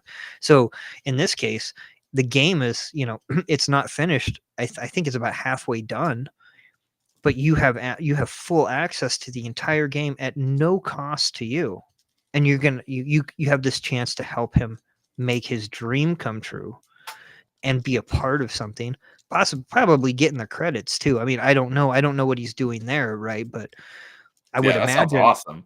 and literally, it doesn't cost you any money. It'll just cost you some time and a willingness to play a game. And if you like 16-bit games, and he's making a 16-bit, like, this is, you're talking about a person who had no musical inclination whatsoever learn how to write, create, and make music, That's and nuts. make good music, by the way, because that's how I met him, was from his games music, where I'm like, oh dude, there's a little bit of Nine Inch Nails there, there's a little bit of this there and this there, and he's like, oh, I didn't even think about that. Or I'm like, dude. So yeah, and then his wife is a wonderful animator. She does all sorts of great animations and emotes and gifs and stuff like that for people as well. But Did you she say GIF? yeah, gif, whatever. Yeah, I was in a conversation, we were having fun about that the other day. So I probably you know what I mean. When you talk to gif conversation, whatever the last one you use is probably the next one you're going to use. I have no dog in that fight. I don't really care. It's fun to mess with people. So I'm like, Yes, whatever. I'm staunchly in the GIF defender camp. That's fair. That's fair. When I think of GIF, I think of peanut butter. Butter. Yeah, Yeah, peanut butter, but exactly. but then again, I'm that guy that goes, I look at the word Jim and I go, oh, that's a gime, because that's how it should be pronounced. Guy, I've never heard that, but that's funny. But the way it's but your correct pronounce, it's like encyclopedias should be pronounced encyclopedia, because that it's the Yeah, English. It's the English language. It's a cluster of. the one that always gets you because I am a stickler for stuff like this, Mm, but like I don't care what anyone says. I'm gonna say it's a zebra, but technically it should be a zebra. And like other cultures say zebra. It's like, no, I'm gonna right, say zebra, even though I know it's wrong right. phonetically, because zebra just sounds weird. But Yeah. for things like GIF, it's like the G stands for graphical, and what there's no reason why if you add the letter T onto GIF, it makes gift. So why would taking the T off of it make it GIF? I don't know. It's like chameleon is it shouldn't it be chameleon? Yes. Yeah, you know, it's I just have fun. Just I'm gonna go to the Gym and work out. And people are like, "What the hell is that?" It's a gym. So, well, yes, I definitely look forward to talking to this person. So I would love to get connected. Yeah, I will. I'll send over the information to you off stream. But yeah, he's a good friend, and he streams on. You can find him on Twitch as well. Both him and his wife, to Louise, both stream on Twitch and Rumble as well. So they multi-stream. But Cool. great people. Great Wow. community as well. Great community of people as well. So Awesome. Yeah, once I get the links to that, I'll put those in the stream description as well for anyone who maybe listen to this mhm. after the fact. Yeah, thank you. I appreciate you guys' support too. He's a good, hey man, anybody that's making a game on their own and then making music too with that on their own, I'm sorry, but that's just badass. Excuse my language, but again, like Yeah. that's that is awesome, and that takes a lot of work, and I respect that so much. Learning how to do that out of nowhere, just because you had the opportunity to he had the opportunity to make his idea on Super Mario Maker, and then he's like, I want to actually do this, and he learned how to do it. That's impressive to me. Like, Yes. Very I much. love I love that. I love when people strap up their bootstraps and just get the work done. So Yeah, Karma's like, oh, is that where I'm getting all these weird Mario vids? Most yes, likely from Super Mario Maker. Yeah. yes, 100%. Unless it's the what is it, the Lost Levels or whatever, which was originally Super Mario 2. That one was apparently too hard for Americans. That's what I've heard. That's what they say. So, oh, but when I left, I wanted to talk to you about a game that Yes. that just came back onto Steam. So apparently it's been available on GOG I think I know and where you're going with this, but yeah, the Saboteur. oh, not what I thought you were talking about. Oh, okay, yeah, the Sa- Sabot. So Saboteur. I've heard good things about that game. the Saboteur I is now didn't back realize on Steam. it left Steam and now it's back. Like 8 years ago, it got delisted, so you can't get it on console unless you have a physical copy. Hmm, Um, and interesting. then you have to have a 360 or a PS3, of course, right? But it is back on Steam, but it's always been available on EA's kind of their platform, and then GOG. Um, so it's like a mix of like Grand Theft Auto and Assassin's Creed. Yeah, and it is not backwards compatible. So yeah, at No, least it's on not backwards Xbox. compatible. Nope, nope. So, but it's not perfect. It's not like one of the greatest games of all time, but it's a really cool game. So it takes place in World War II Paris Yeah, with the Nazis invading, right? I've heard the gimmick from what I've heard is pretty cool as well. Yeah, so it's all in black and white until you so it's got some of the Just Cause kind of stuff that you like to like where as you destroy things or liberate areas, color comes back into the area that you're in. Exactly. That's a pretty cool concept. It's super cool. And then the cars drive just as terrible as they would for the time period. Right. I don't know if that's a feature or it just happened to be that way. But the guys that It's a feature, not a bug. yeah, I'm gonna say it's a feature, not a bug, because all the cars drive really like heavy and tanky. You know what I mean? Like so, I'm just gonna go with that. It was the last game that the team behind the original Battlefront games, Pandemic, did. I think they did the Oh, I didn't Mercenaries. realize that was pandemic. Yeah, so they did the Battlefield games. They did Mercenaries 1 and 2, and then Saboteur was their very last game. And you play like an Okay. Irish guy too. I think your guy I is think Irish. so. That sounds right. Um, but the whole kind of noir black, and in the black and white, the only thing that's color is the Nazi stuff. So the red flags. You can Oh, shoot down. when you Yeah, haven't liberated it, everything's yeah, black and white except for that. yeah, yeah. Okay. Yeah, and you can shoot down giant zeppelins, which who doesn't want to freaking take down zeppelins? Like, come on, like seriously, like I've never understood. It's like, why would you take that to war? It's so easy to destroy. I know, but who wouldn't want to shoot one of those down? Like, come on, Yeah. you know what I mean? So I was really excited to hear that came back to Steam. I would prefer to play that, but it has controller support baked into it, which was kind of nice. They did that was not a normal thing, especially for that time period. But if you got an Xbox controller, it's plug and play, which is nice. And it's just a really good game, and the story is not half bad. It's not great, but when you combine an okay story with a really cool concept, it kind of you can forgive them for their flaws and really enjoy like a really cool freaking game. So I don't know why. I was really excited to hear that came, and that just happened in the last week that they brought that back. So nice. Um, Yeah, the game I actually thought you were going to mention was what was that? What I heard was a pretty terrible Obsidian spy game. I always wanted to play it, Alpha Protocol. I never got around to playing it because I know that disappeared for a long time, and it just recently made a resurgence as well. Yeah, a lot of people want a remaster of that because it had a lot of really good ideas. I remember that game. I had it. I didn't spend a whole lot of time. One of the things is when I was working at GameStop, I just bought a lot of games. I'm not going to lie. So there was a lot of games I had that I just didn't get to play through. But I wanted to play enough that I could help people make a choice in a game. And so I remember Alpha Protocol. It was one of those games where it was Great Paul, idea, poorly executed. No, it was a good idea. It just needed more work. It just needed more time. Okay. And yes, Paul, you should. It's like under $10. I think it's like $9.99. So it's not super expensive. It's not even on sale.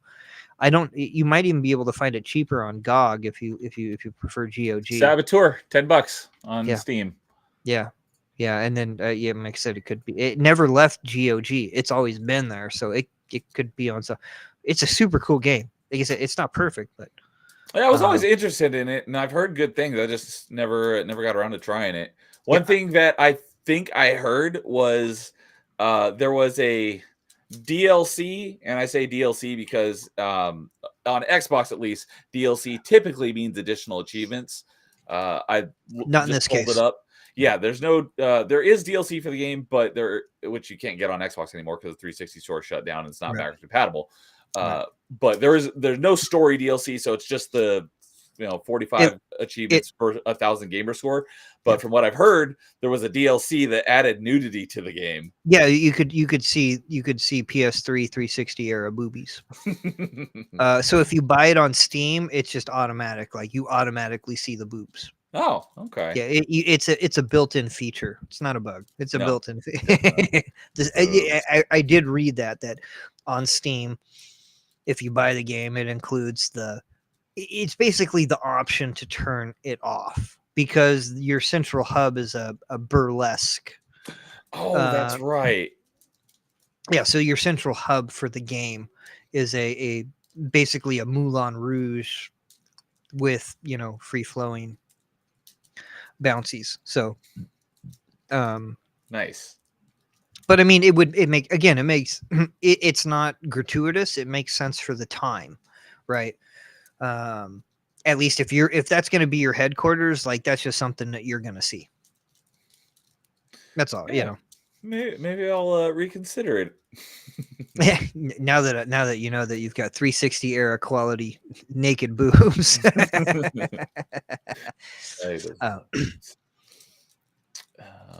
Cool. Okay. Yeah. I don't know why I wanted to talk about that, but I was kind of really excited for that. Just because I think it's one of those underrated games that I think people actually do want to see like make a comeback because of the idea that it was so good. But we're talking about Saboteur or Alpha Protocol or both? Oh, Saboteur. Sorry, Alpha Protocol had a really good concept. It just it needed more time. It needed more time, like any Ubisoft game. It needed more development time to become what it probably should have been. I'm assuming you're just relating it to Ubisoft games because it wasn't by Ubisoft. No, it was It was Sega or it might have been Obsidian. Yeah, published by by Sega, but I know it Sega. was developed by Obsidian. Yeah, yeah, it was a really great. I mean, honestly, like, who wouldn't want like a spy RPG? Like, that's Yeah, kind of a a cool great idea, concept. right? 100%. So Oh, that I just I don't think that the PS3 was quite ready. Like LA Noir is I think one of those games where I can't believe they made that game on PlayStation 3. I'm surprised they made it, but they somehow managed to, make it on that 360 PS3 era hardware. So, Alpha Protocol, I just realized, is a great answer to one of my questions for a future episode of Party Chat. So, I want to write that down in my notes so I have the Oh, nice. answer for that whenever I get around to doing that topic. Yeah, Obsidian makes great games. I'm pretty bummed out that Microsoft is closing them off from everybody else. That's Yeah. pretty pretty bad business practice in my eyes. Yeah. But Paul is saying Obsidian's a great studio. yeah, Because one couple things, because he loves Grounded, which was Obsidian. yeah. And I've started that, and I really got into it earlier this year, and then I just got sidetracked by other stuff and haven't gotten back to it. And then Paul also loves Outer Worlds. Yeah, it's a great game. So Much more entertaining than Bethesda. Starfield. Yeah, it's funny how Obsidian has, earlier on, they kind of got the short end of the stick on a couple of their games, but once and what I mean by that is that, like, they were doing a sequel to a well-beloved game, and because of, like, they wanted to, ride the coattails of it, like, we got to get another sequel to this out fast while it's still hot. And so these games came out, unfinished because they didn't have enough time to finish them, and then later on they got really finished either by devs or people making mods. But some of people's favorite games is, KOTOR 2 turned out to be it launched in a bad state, but it turned out to be a great game. And that was, KOTOR taken over from BioWare with the first KOTOR. And then around that same time, same exact thing happened with them following up Bethesda with Fallout 3 and Fallout New Vegas. Right. But with all the bugs in New Vegas, is that a bug or is that a feature? Because I mean, Fallout 3 is still a buggy mess. Whether it's on 360 or PlayStation 3, right? It's still. I don't know about PC because you've got mods, so people are already clean. People have cleaned that game up to where it's actually a fully functional game, right? Yeah. I haven't. I played Fallout 3 back in the day and played a heck of a lot of it. I've not yet played New Vegas, but for a lot of people, that's their favorite Fallout. So I was like, all right, I wasn't planning on playing it because it's another big, RPG. It's going to take, like 100 to 80 to 100 hours. But I mean, people are like, it's great. You should play it. So it's like, all right, I'll put it in that backlog. So it'll be one of the games I play eventually. I mean, you could beat it in less than an hour. Well, you can't get all the achievements in less than an hour. No, but you could beat it. I mean, I just say, so here's the, I like New Vegas. I think it's a super fun game. I think what really helped Obsidian was because they did the South Park game, right? Oh, they did. Yes. Yeah. Stick of Truth and Fractured But Whole. Great games. So I think they learned a ton. Published by Ubisoft. Right. But it came out in a good state. So there you go. One of those few rare times where a Ubisoft game comes out in a good state, right? Yeah. But I think they learned a lot by the South. They learned a lot from the South Park creators in regards to storytelling. Because when you look at a game like The Outer Worlds, like, even though it's the kind of the same Fallout of Bethesda formula, the writing is much better. The NPCs are much more enjoyable. At least that's the feeling that I got playing it when, as I played through it. It's more fleshed out. So I think they learned a lot from South Park guys because they spent a lot of time making that game. Like, that game didn't just come to be in like a year and a half or two. Like, I think they spent like 4 or 5 years on that game working with those guys. And those guys are masterclass in, writing an episode a week, right?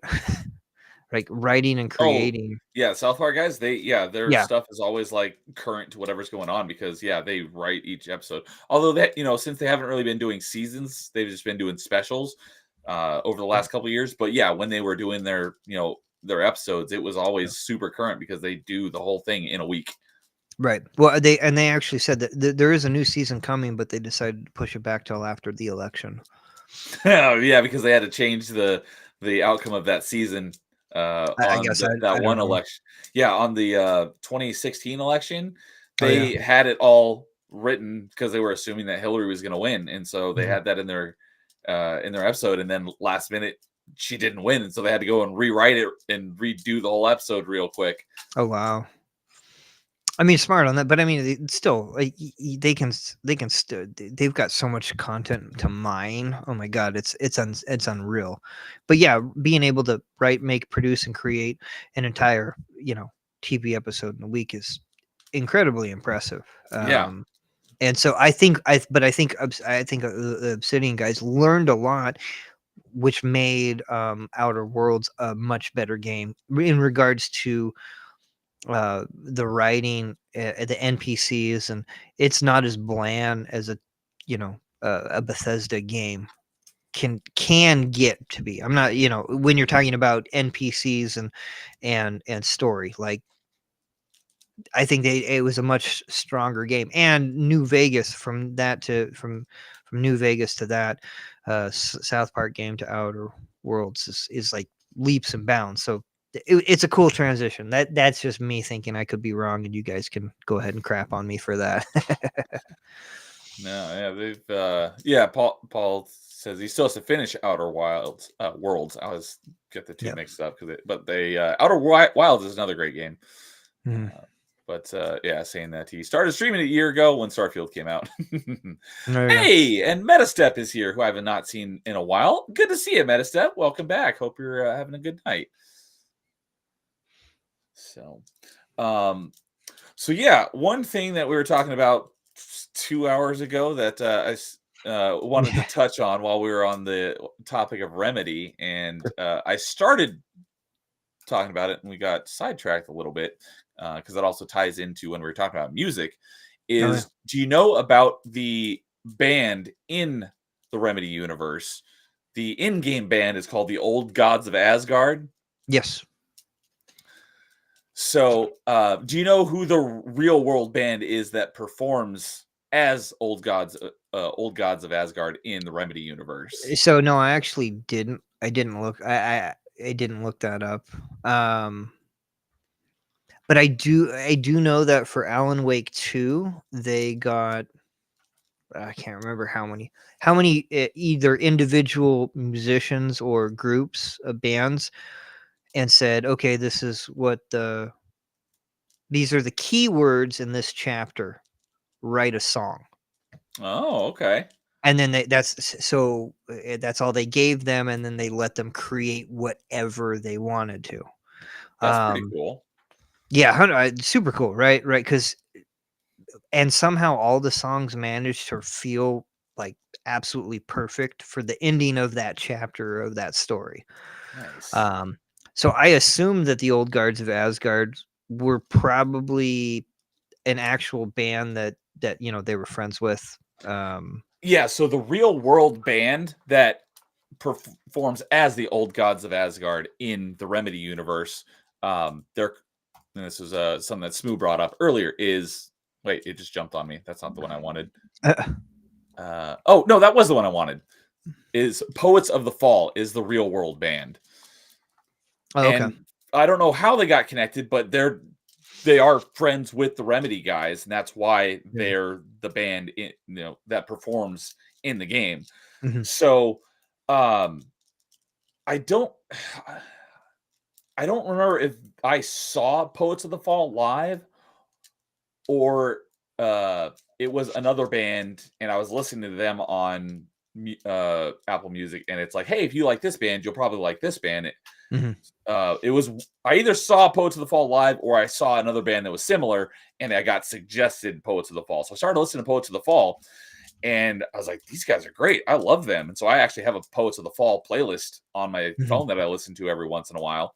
Mhm. And so when I was playing through Control for the first time, there's this one room where all it is just a speaker playing the song. And I was Mhm. like, this voice sounds really familiar. And I Mhm. was listening to it. I'm like, I can't place it, but I know this voice. Mhm. And so I pulled up my phone, I Shazammed the song in the game, and it pulled up Poets of the Fall.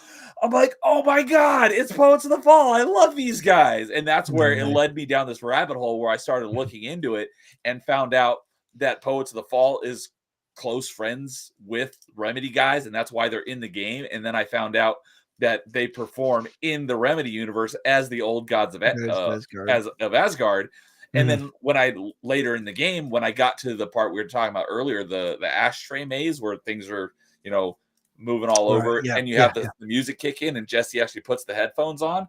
That Mhm. song is also by Poets of the Fall, but in the universe, it's old gods of Asgard. Right. Well, because Remedy's a Finnish studio, right? So they're a Finnish band, and so that makes sense. Like because that's kind of the whole idea too behind Remedy is that they want the world to see just how awesome Finnish art is. Like the music, the games, like they really incorporate their culture into their games. So even though Alan Wake takes place in Washington, they try and export as much of the awesome Finnish culture into the game, whether it's within the NPCs in the town or the world that they're building. Like the Koskela brothers in Alan Wake 2 is I believe the guy's a Finnish actor if I remember correctly, right? And so they part of the fun, they're not Easter eggs because they're just part of the game, but they have these fake commercials for coffee and all sorts of different stuff within the game. But within those little commercials, they have these little Finnish euphemisms, or even they use Finnish words, and then in the captions is you can see what the English is on it Okay.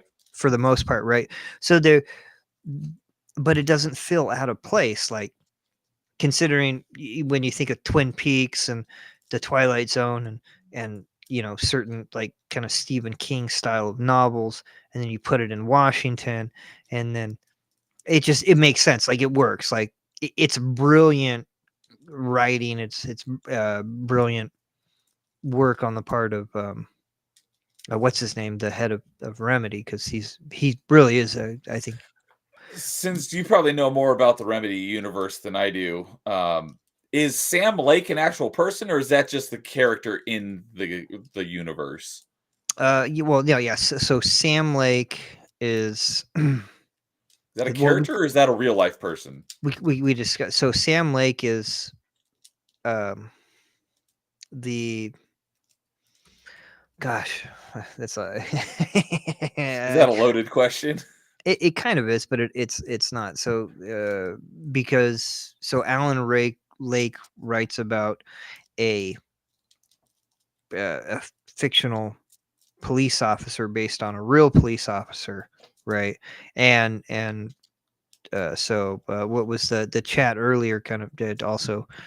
Um, Yeah, they mentioned the name is that character is based on Max Payne. so Alex Casey Alex also, Casey, yeah, that's yeah, right. yeah. Alex Casey shares the voice of Max. Alex Casey is technically Max Payne, right? So, but that character is based off Alex Casey, who's back, which Max Payne is based off, who's based off a real life FBI police officer, right? So there's you know, basically Alan Wake is friends with so and so, writes a book and creates a fictional character based on him, which then becomes a book and a video game and stuff like that. But in Alan Wake 2, it's an actual real person within that universe. Does that make sense? And we're still talking about Sam Lake, right? Right, right. Okay. Well, Sam Lake is what is that Max Payne, right? Or Because I've seen that name associated with Alan Wake a lot, so wasn't sure if that was like part of the dev team or whether that's okay, so a well, character in the universe. right, right. So Sam Lake is the creator of Remedy. Okay, so it is the real person. Right. So But he also exists as himself in the universe, or just his name, but he yes. exists as a character? Yes, he both. Okay, that's really trippy. Both. So he was the character model for Max Payne. Really? But Okay. right, but then he's also Agent Casey in Alan Wake 2, who is also the character that Max Payne is based off of, but also the police officer that Alan Wake bases his novels off of. Okay, that is Yeah, do you really see right? yeah, it's like talk about a mind F. Yeah, super, like 100%. Right, but you would It's expect ultra nothing. meta. Right. But you wouldn't expect anything less from Remedy, right? Like Right. It's like for um, Remedy, it makes sense, but right. I'm starting to get it. I may need to watch like a lore video to deeply explain it. I'm gonna go see if that exists, but I think I'm It starting to does. understand It now. does. So, like, if you remember too, in Quantum Break, in the first episode, when you're walking through the school before like the very beginning of the game, right? They have the school protest, Hmm. and you if you go to the left, there's a booth, and it has a little TV, and you can watch two people that are acting in a video, right? I don't remember that, but if you say so. Okay, so if you go back and it's like right at the beginning of the game, so you could if you load the game up, you can see. So, anyways, that's Sam Lake, and he's playing Agent Casey, and then it's a white girl playing Saga Anderson in, Okay, and in Saga Quantum Anderson is the Break. other main character in Alan Wake 2, right? 100% right, except Okay. it's a dramatization. Ah. So, see, there's a whole again, they use a lot of meta. Like, there's a lot of you know, Oh, dang it. yeah. Okay. So That's weird. I expect because Quantum Break is on Game Pass. Given that their close connection with Remedy, I figured it would have cloud streaming, so I could play it without actually downloading it. But it does not have cloud streaming, so if you want to play it, you got to download it, um, and it's like 100 gigs. Ugh. So, but if I maybe I'll it's worth the check that out at download some if point. it's worth the download if you've never played it. And then if you haven't played it for a couple of years and you have Yeah, I played it. if you have some space, Let's see it's here. When worth did I play it? it's Yeah, I played it in 2019, so it's been a while. okay, yeah, it'd probably be worth going back. But you know what I would tell you is go play Alan Wake and Alan Wake 2. And in fact, you can get American Nightmare. You can only get on it's backwards compatible. So you can get it on 360 or you can get it on Steam. Yeah, because that And was digital only, right? It was like an arcade game. yeah, it's a digital only game, but it's Do I have it? it's not Nope. it's not integral to the overall story, but at the same time, it greatly enhances. Okay, because yeah, I've talked to people about it. I probably talked to about it with Carl Mhm. because it's like I know American Nightmare exists and I've not heard great things about it, but that's I just loved kind of it. what I've overheard from people. It's an Alan Wake game, so if you like Alan Wake, it's a fine game. It's a short game. It's a probably the reason why people don't like it is because you basically you do the same thing 3 times but slightly differently in the campaign, right? The campaign's only about 6 hours long. It's not long. Yeah. It has a single player horde mode to kind of round out the time to play. But at the same time, when you play Alan Wake, you play Alan Wake, American Nightmare, you play Alan Wake 2, all of a sudden, a game that seems like it's worthless, all of a sudden, it makes sense in the context of the overall story and the overarching story. Okay. Right, and then and then you add in, Control, which is bringing in more and more stuff, right? And the game's supposed to kind of give you that, um well, so here's the thing. American Nightmare introduces a very important character into the lore of Alan Wake, especially in Alan Wake 2. Uh, and so my feelings with it are because in American Nightmare, you see a portion of this character's depravity that when you experience that character in Alan Wake 2, it makes it all the more heavier. Does that make sense? Okay. From a character development standpoint, you know what the character's capable of. You know how dark this character is, and the character has only really touched on a little bit in Alan Wake, the first game, and the downloadable content. Okay. So, for that alone, I really like it. All right. So, but yeah, on the Control thing, I think I also played that in 2019 as well. So it's been a while, and I bought the Ultimate Edition, which has both the Xbox One and the Series X version. Right. And I didn't have a Series X as the version, so I had no way of playing the enhanced version. So I just played the Xbox One version. I really enjoyed that, so I'm very much looking forward to Control 2 whenever that happens. But since it's been so long, I'm looking forward to playing Control again on the Ultimate Edition, which is, the more enhanced version at some point. It's much smoother on the Series X, from my understanding. I do know it has the There's a lot of quality versus what's usually the two terms? you Performance. either get you get frames per second or you get high fidelity or yeah. If you want to quality mode and performance mode, and I am always a performance mode person. I will take frames over resolution any day of the week. Well, especially with that game. Like, let's be fair, with the style of gameplay on Control, you want. I mean, honestly, I wish you could have both. Wish you could have, Yeah, that would be nice, but more frames is way more important to me than higher resolution. No, on that game, especially with how the enemies act and react, you want as many frames as you can get. You know what I mean? You want as many frames as you can get. But the quality of the game is better for that version because they stomped out a lot of bugs and issues that they had on the previous consoles that they couldn't fix. Because hardware limitations. With the Xbox One version. No, you probably, and that's good, but there was a lot of finicky issues for both 360 or for Xbox and for PlayStation 4. Okay. So yeah, I'm looking forward to playing through that again and getting the achievements again.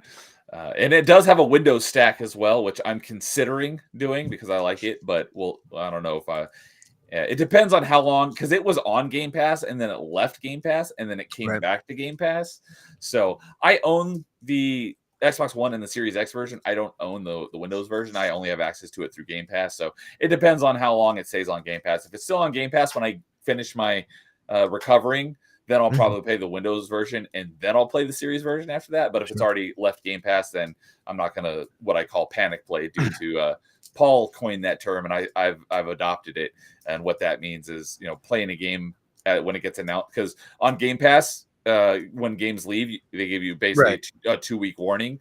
So a lot of games, I'll panic play. Like, I'm interested in that game, but I'm not starting it yet. And it's like, hey, this game is leaving Game Pass in 2 weeks. So I'll panic, what I call panic playing it before it leaves Game Pass. So 100%. I'm not going to panic play Control if it leaves Game Pass again. Because you already own it. So you exactly. Got it. So I've already got it. So if it stays on Game Pass long enough, I'll probably do the Windows version and then the Series version eventually. But if it doesn't, then I'll just do the Series version. But that's a great game. But I usually Alan Wake. Usually, now I want to play Remedy games. Yeah. Yes, you do, Paul. Yeah, it's a good choice. He's only played the first Alan Wake. Oh, well, and you got to play the DLC because that's incredibly the DLC is super important. So if you only play you can skip Quantum Break. Although why would you want to? Because I mean, there's so many great actors are in that game, but it's a cool time travel story. But it's not considered part of the Remedy universe. So you only have to play Alan Wake and the DLC. And Control. American Nightmare. I still you don't have to, but I still recommend playing American. But you can get away with not playing it. Control and the DLC, and then Alan Wake 2. Yeah, because I think the Control has 2 DLCs, and Paul, if you do decide, like I said, the all 3 versions of Control are currently on Game Pass, but Mhm. the Windows and the Xbox One version don't include the DLC. You'd have to buy that separately. But the Series X version has all the DLC built into the game, so you have the full experience. But It's the ultimate. Yeah, you got to make sure you hit the ultimate version of it, right? yeah, and Yeah. there's 2 DLCs, and the second one was called it was AWE, and it stood for something. It was like Alan Wake Experience or something. No, no, It was like it's directly tied with an Alan Wake in some aspect. no, it's altered world experience. Experience, yeah. Yeah, Oh, yeah, Paul is altered saying world. that he did play American Nightmare. Okay, cool. You played on 360. All right, and as long as you Yeah, it played was as long as you might want a refresher though. Uh, there's a there's a lot. Alan Wake is all, but yeah, I would do Control, do the 2 DLCs. There's one throwaway. I think that's what kind of yeah, Altered World Experience or something yeah, along Alter those World, yeah, lines. Alter World experience because it talks But it was about very tied in with the Alan Wake games. yeah, well yeah, it was basically them saying, hey, Alan Wake, that was their version of um Teasing Alan Wake 2. right, saying Alan Wake 2 is here, so um yeah, yeah, you definitely need, but the remaster of the Alan Wake games it comes with the DLC that usually goes on sale for like $10, and it's a $10 is I think a great pickup.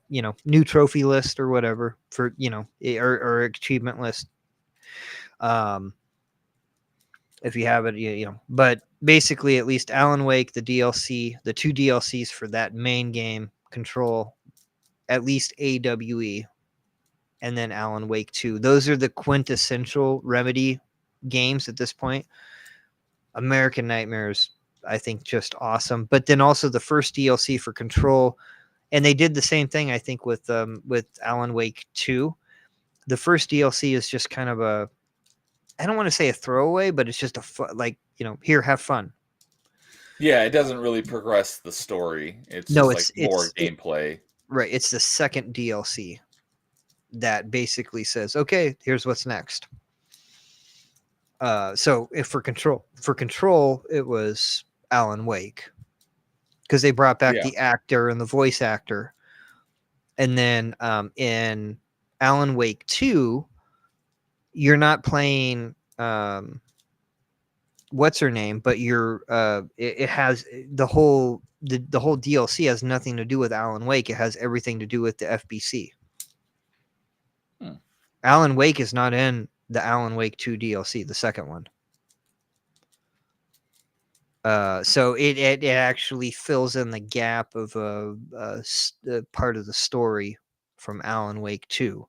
But Alan Wake, I mean, he's there, but he's not the central figure. You don't play as Alan Wake or Saga Anderson. Okay. So Yeah. One of the things I was going to mention when we were talking about Quantum Break is without spoiling anything, because when it comes to time travel, just in general, whether it's movie or video games or whatever, there's basically 2 schools of thought on how time travel works, and most other time travel and most other not other mediums, but in just other franchises go with one school of thought, but Quantum Break takes the other school of thought, which we don't see as much. So yeah. I'm not going to go into what that is because that's a little bit of a spoiler. But it's pretty cool the way that they handle time travel in Quantum Break versus most other franchises' use of time travel. Honestly, it's a really good game, and like I was saying earlier, it makes time travel, at least where they're coming from, it's understandable. And then if you want to dive deeper, they also kind of lay the groundwork for you to do that. Um, so it's like a pick your own adventure in that case. Like you can choose how deep you want to go down that rabbit hole. I appreciated that because it made me want to go deeper down the rabbit hole after the first time playing it, right? Um, and that's just smart writing. That's good writing. And let's be honest, time travel is not easy. I mean, how many time travel films or TV shows, or you know what I mean, that have dealt with time travel do it well. It's probably a handful. Yeah, I I I, mean, right up I there at think the top, you got Bill and Ted. you got Bill and Ted, you got Back to the Future, right? I would put Quantum Break up there. Yeah, You know, yeah. Obviously, I was joking about Bill and Ted, but sure, sure. it is a fun movie. No, it is a great movie. Like, be excellent to everyone. Like, no, And man, party on, dudes. dudes, right? All we are is dust in the wind, man. And the Piggly Wiggly, and then you get, you know, classics like San Dimas High School Football Rules, Rufus, you know, that's.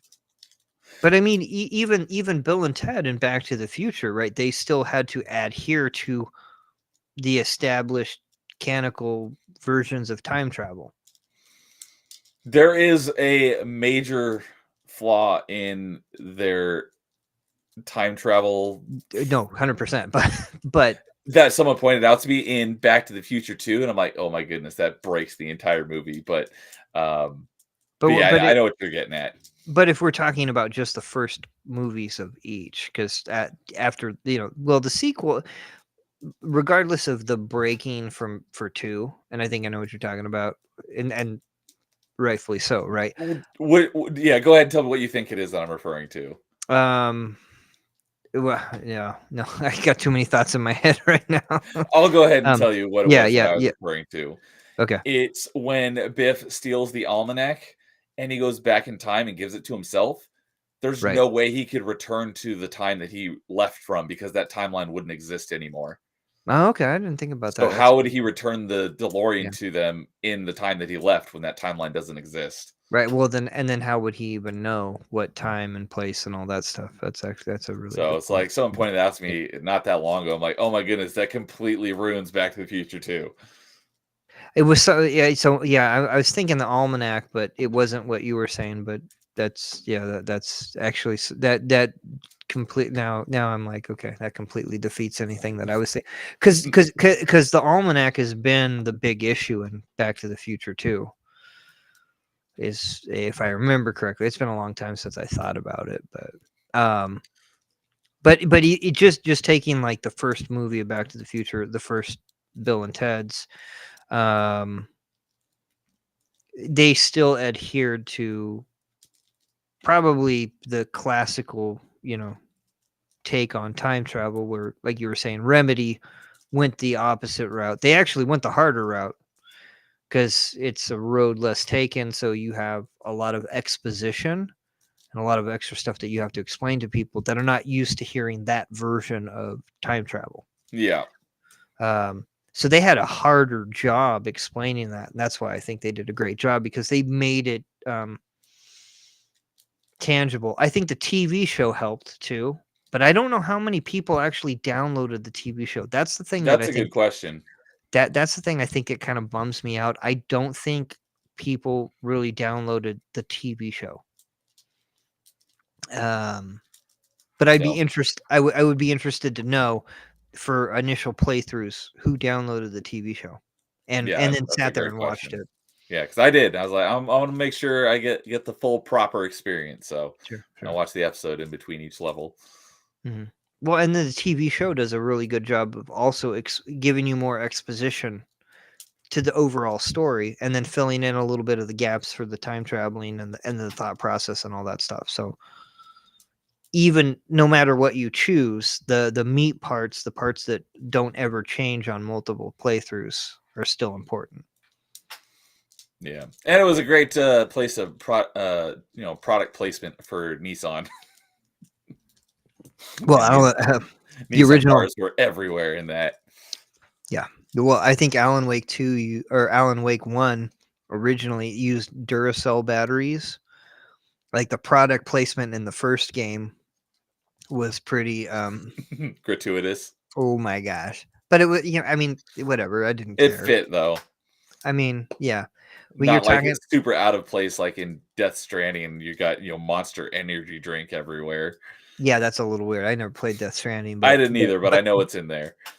Yeah, that's weird. Like, okay, if you're putting batteries into a flashlight, which is a component of the game, yeah, okay. It's either going to be Duracell or Energizer. Yeah.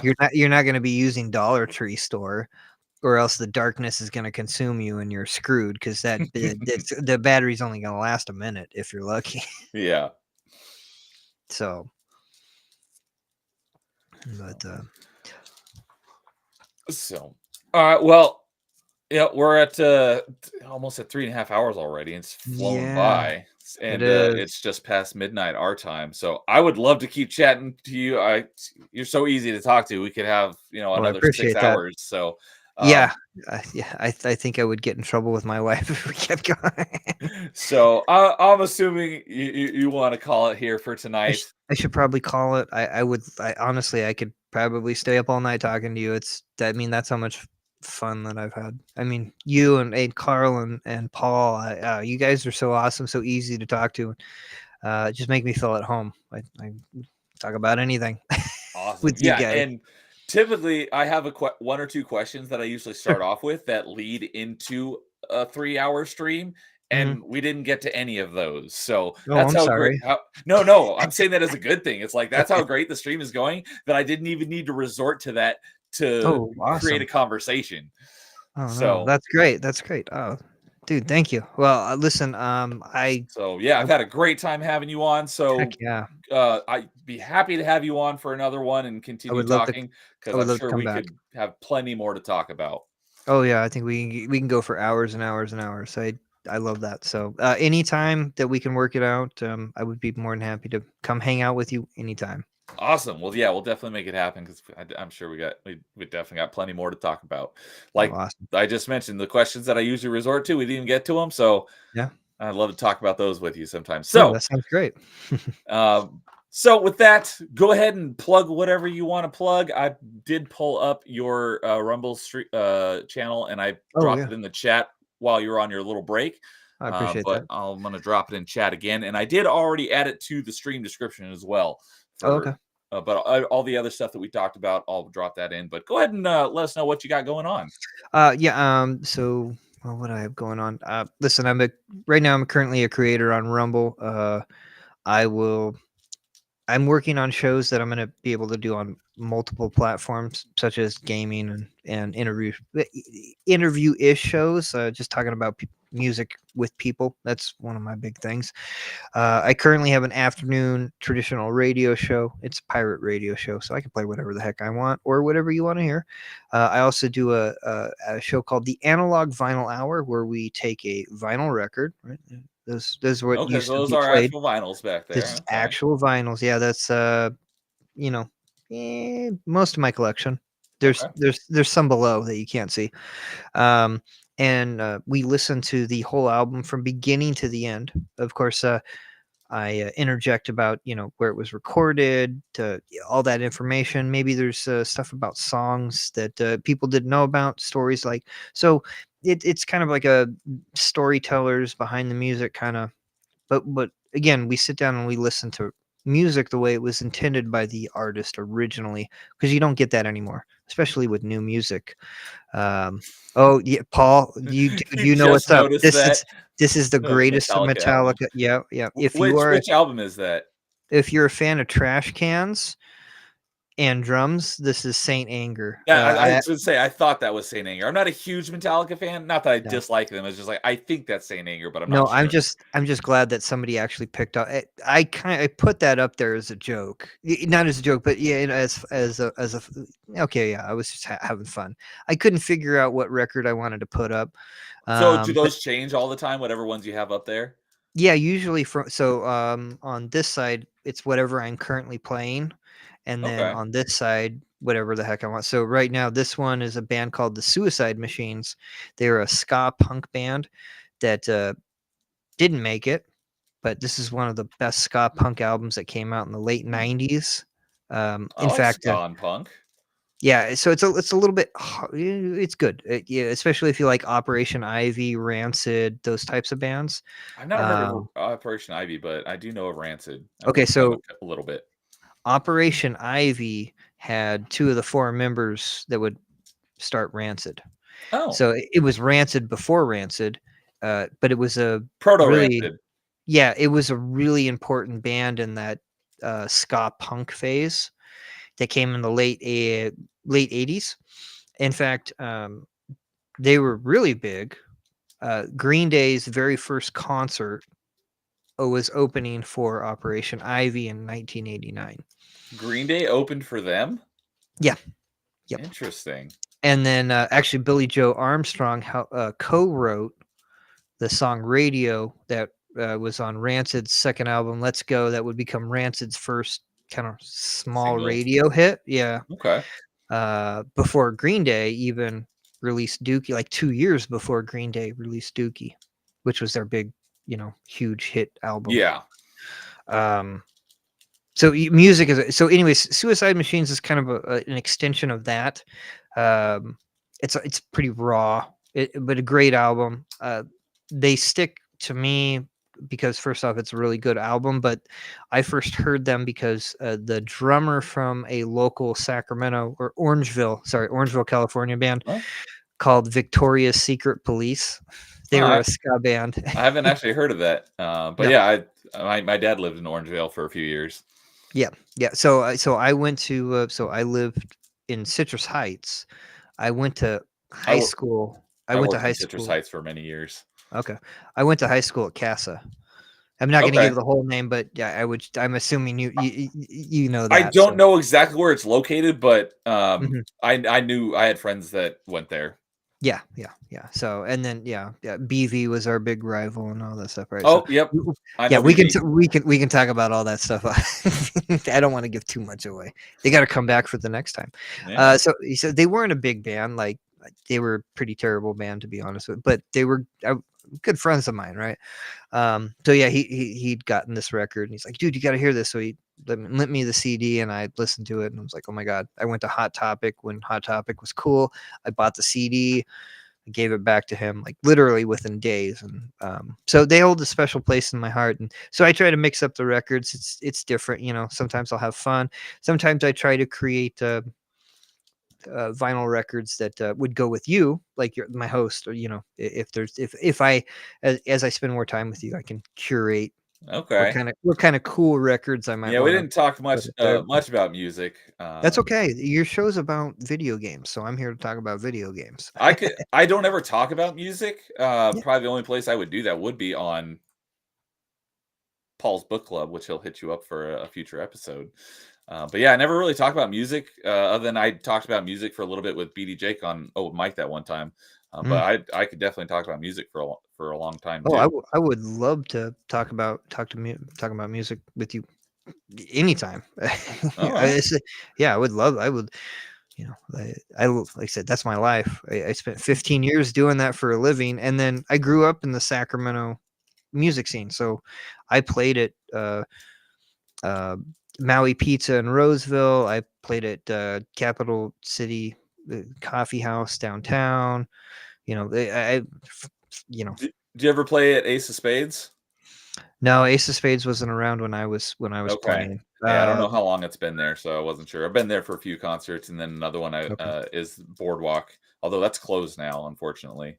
Did it close again? Okay. I As far as asked I that. know, it's closed. Jesus. Okay. So the boardwalk's closed so many times I can't. Not the one in Santa Cruz, but the one here in No. Sacramento. Yeah. Which I Orangeville. didn't know That's in was Orangeville. I didn't know there was a boardwalk here in Sacramento for the longest time. Every time I heard Okay. someone I heard commercials on the radio about boardwalk all the time. I thought we were talking about Santa Cruz. I'm like, why are they advertising Santa Cruz? And I found out about the boardwalk, Mhm. over in In uh Orangeville. Orangeville, Orangeville. yeah. Yep. Yeah. And I was like, oh, it makes so much sense now. I've been there for I've probably been to Boardwalk for probably about 4 or 5 different shows, and that was a lot of fun. Well, the boardwalks was a great place. Okay, so here's a quick story. Boardwalk was really big with the 80s hair metal bands. Oh, I And love 80s hair metal. right. So but here's a funny story. So you know the band Great White? They did yeah, what is it? My. Once Bitten, Twice Shy. Once Bitten, Twice Shy, baby. I'd have to hear it. That name doesn't sound familiar. Okay, they were pretty popular. They were more of like a blues, jazz, hair metal band. Interesting combination.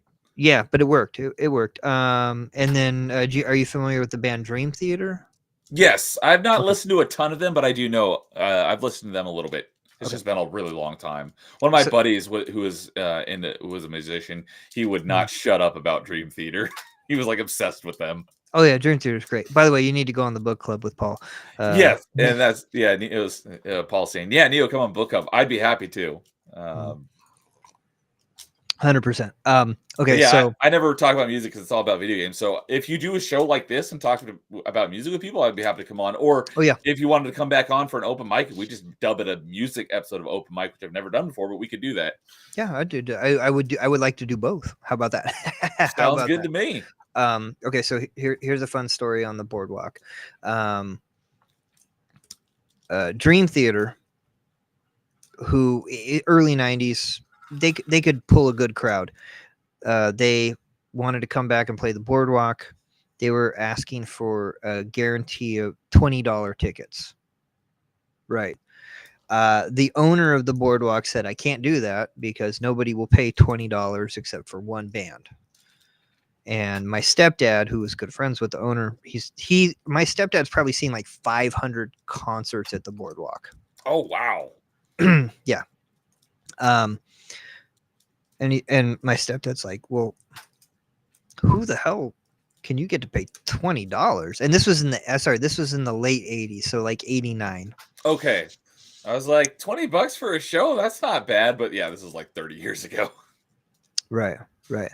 And so he's like, yeah, the only band that people in Sacramento will pay $20 for is Great White. Okay. And so they were a good hair metal band. They were a trashy hair metal band as well at the same time. I'm gonna have to look them up. And I think somewhere in the mid '90s, mid '90s, the original owner. Trust me, when you hear the song "Once Bit, Twice Shy," you're gonna be like, "Oh, geez, yeah, I know those guys." Okay. He sold it. It closed down, and it became a country music venue. Ugh, that's why I hate country music with a passion. Yeah, well, nobody came to it, so so it closed down again and reopened as more of a rock. But I mean, yeah, my stepdad's. I think he's seen White Zombie, Pantera, Our Lady Peace, Shinedown, or just some of the bands that he's seen. Frank Hanna from Tesla, the guitar player from I Tesla. was gonna, since we're talking about Sacramento, I was gonna bring up Tesla. I haven't listened in a long time, but I do like them. Yeah, no, so yeah, I actually grew up with Frank and all those guys. Nice. Yeah, because my uncle, so my stepdad, his best friend for many years was was Tesla's lighting guy in the early to mid '80s, and then he was the guitar tech for their first tour for the Mechanical Resonance tour. And then my stepdad used to go see him at like the Oasis Ballroom, which is not a club that's around anymore. I But yeah, know that name, but I don't know where that was. yeah, I don't either. I know the name, but it's Sacramento famous. But they used to be City Kid, CITYKIDD, before they went to New York and recorded their record at Bearsville, New York. One of my favorite recording studios, because a lot of my favorite bands recorded there at one point before they closed it down. Ah. And that's where they came up with the name Tesla.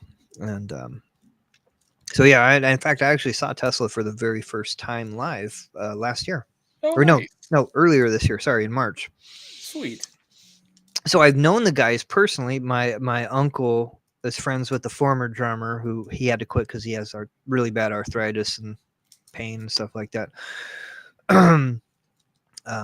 So I've known them my whole life, but I never got to see them until just recently, which it was a bucket list. Like that was my number one bucket list band to go see. Nice.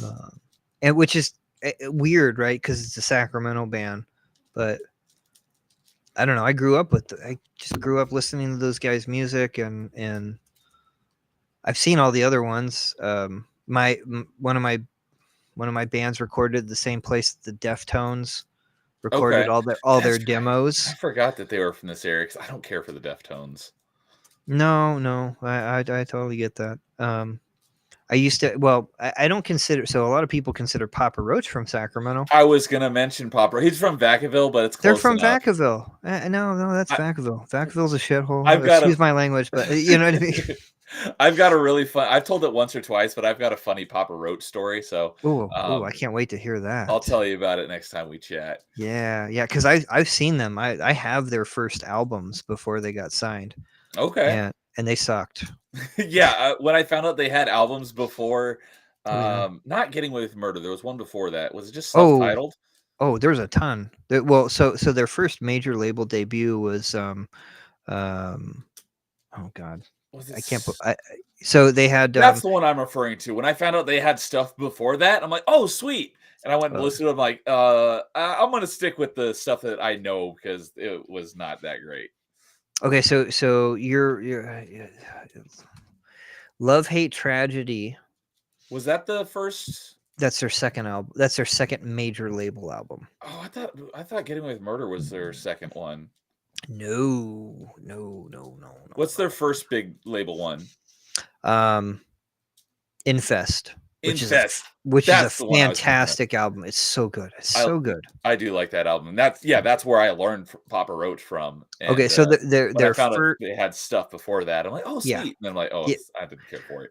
they had a bunch of EPs, Yes. yeah, and then they had one full length album called Old Friends from Young Years, which is god awful.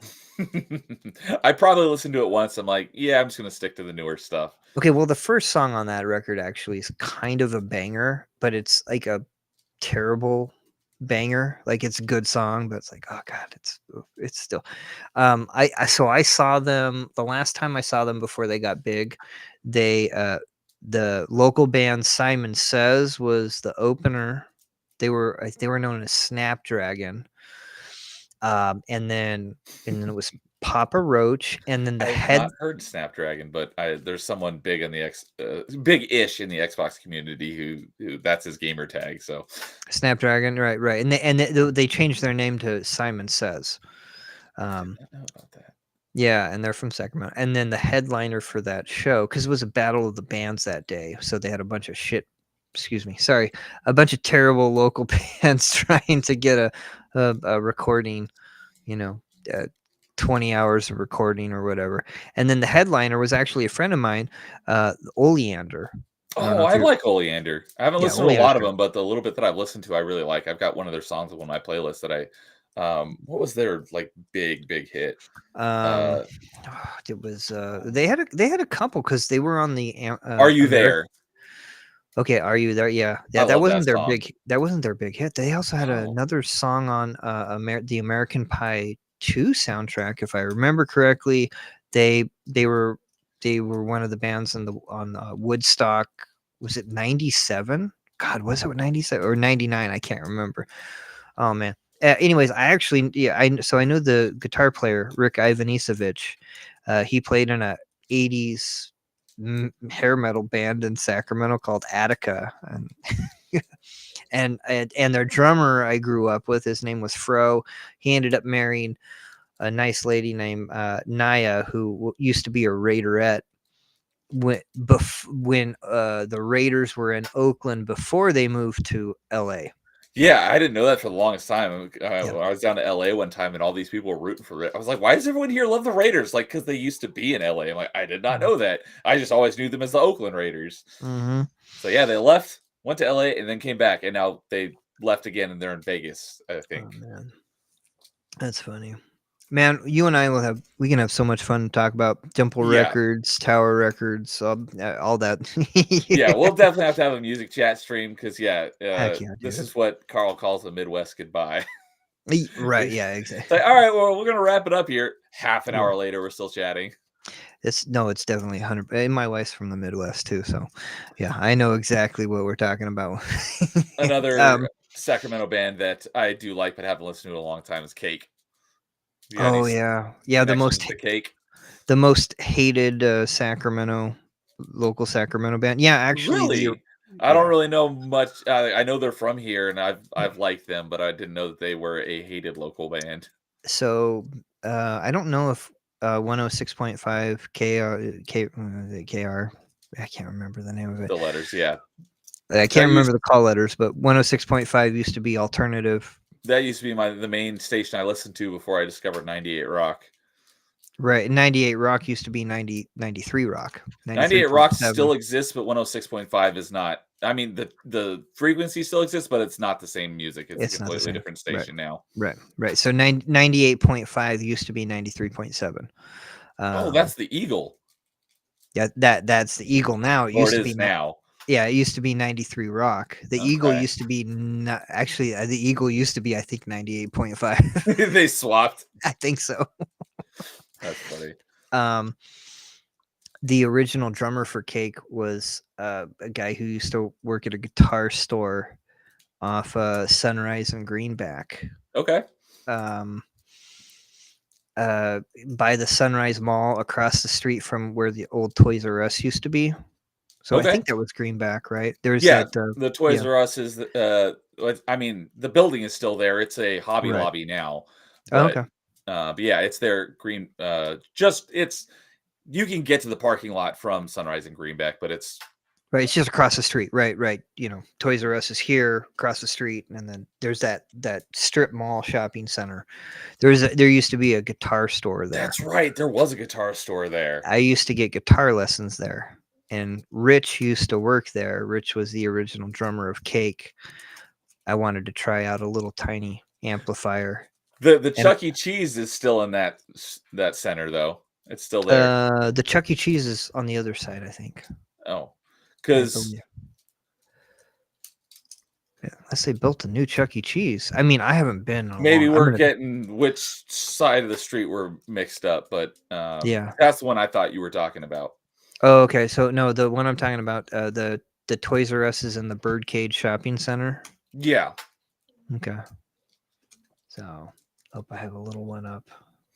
So that means I gotta go. But yeah, I blew out his ears. So, but you guys can. I have a link tree, and I think that's on my X. But yes, I did preload your link tree into the stream description. Okay, fantastic. So yeah, you can find me on Twitter at Sophmore John, which is spelled incorrect.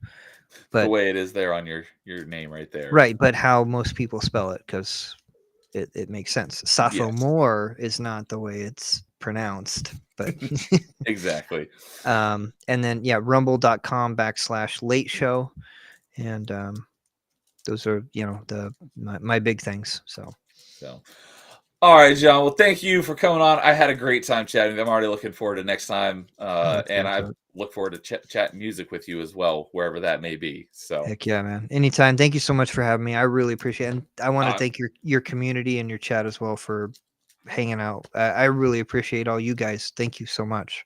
Yeah, and I talked about it beforehand. Like I said, it's like I don't really have a set time. We'll go as long as we want to, and I appreciate your time because that was a blast. And yeah. I already look forward to chatting to you again. So definitely. Thank you for joining. You have a great night. Everyone that was in chat, thanks for hanging out with us.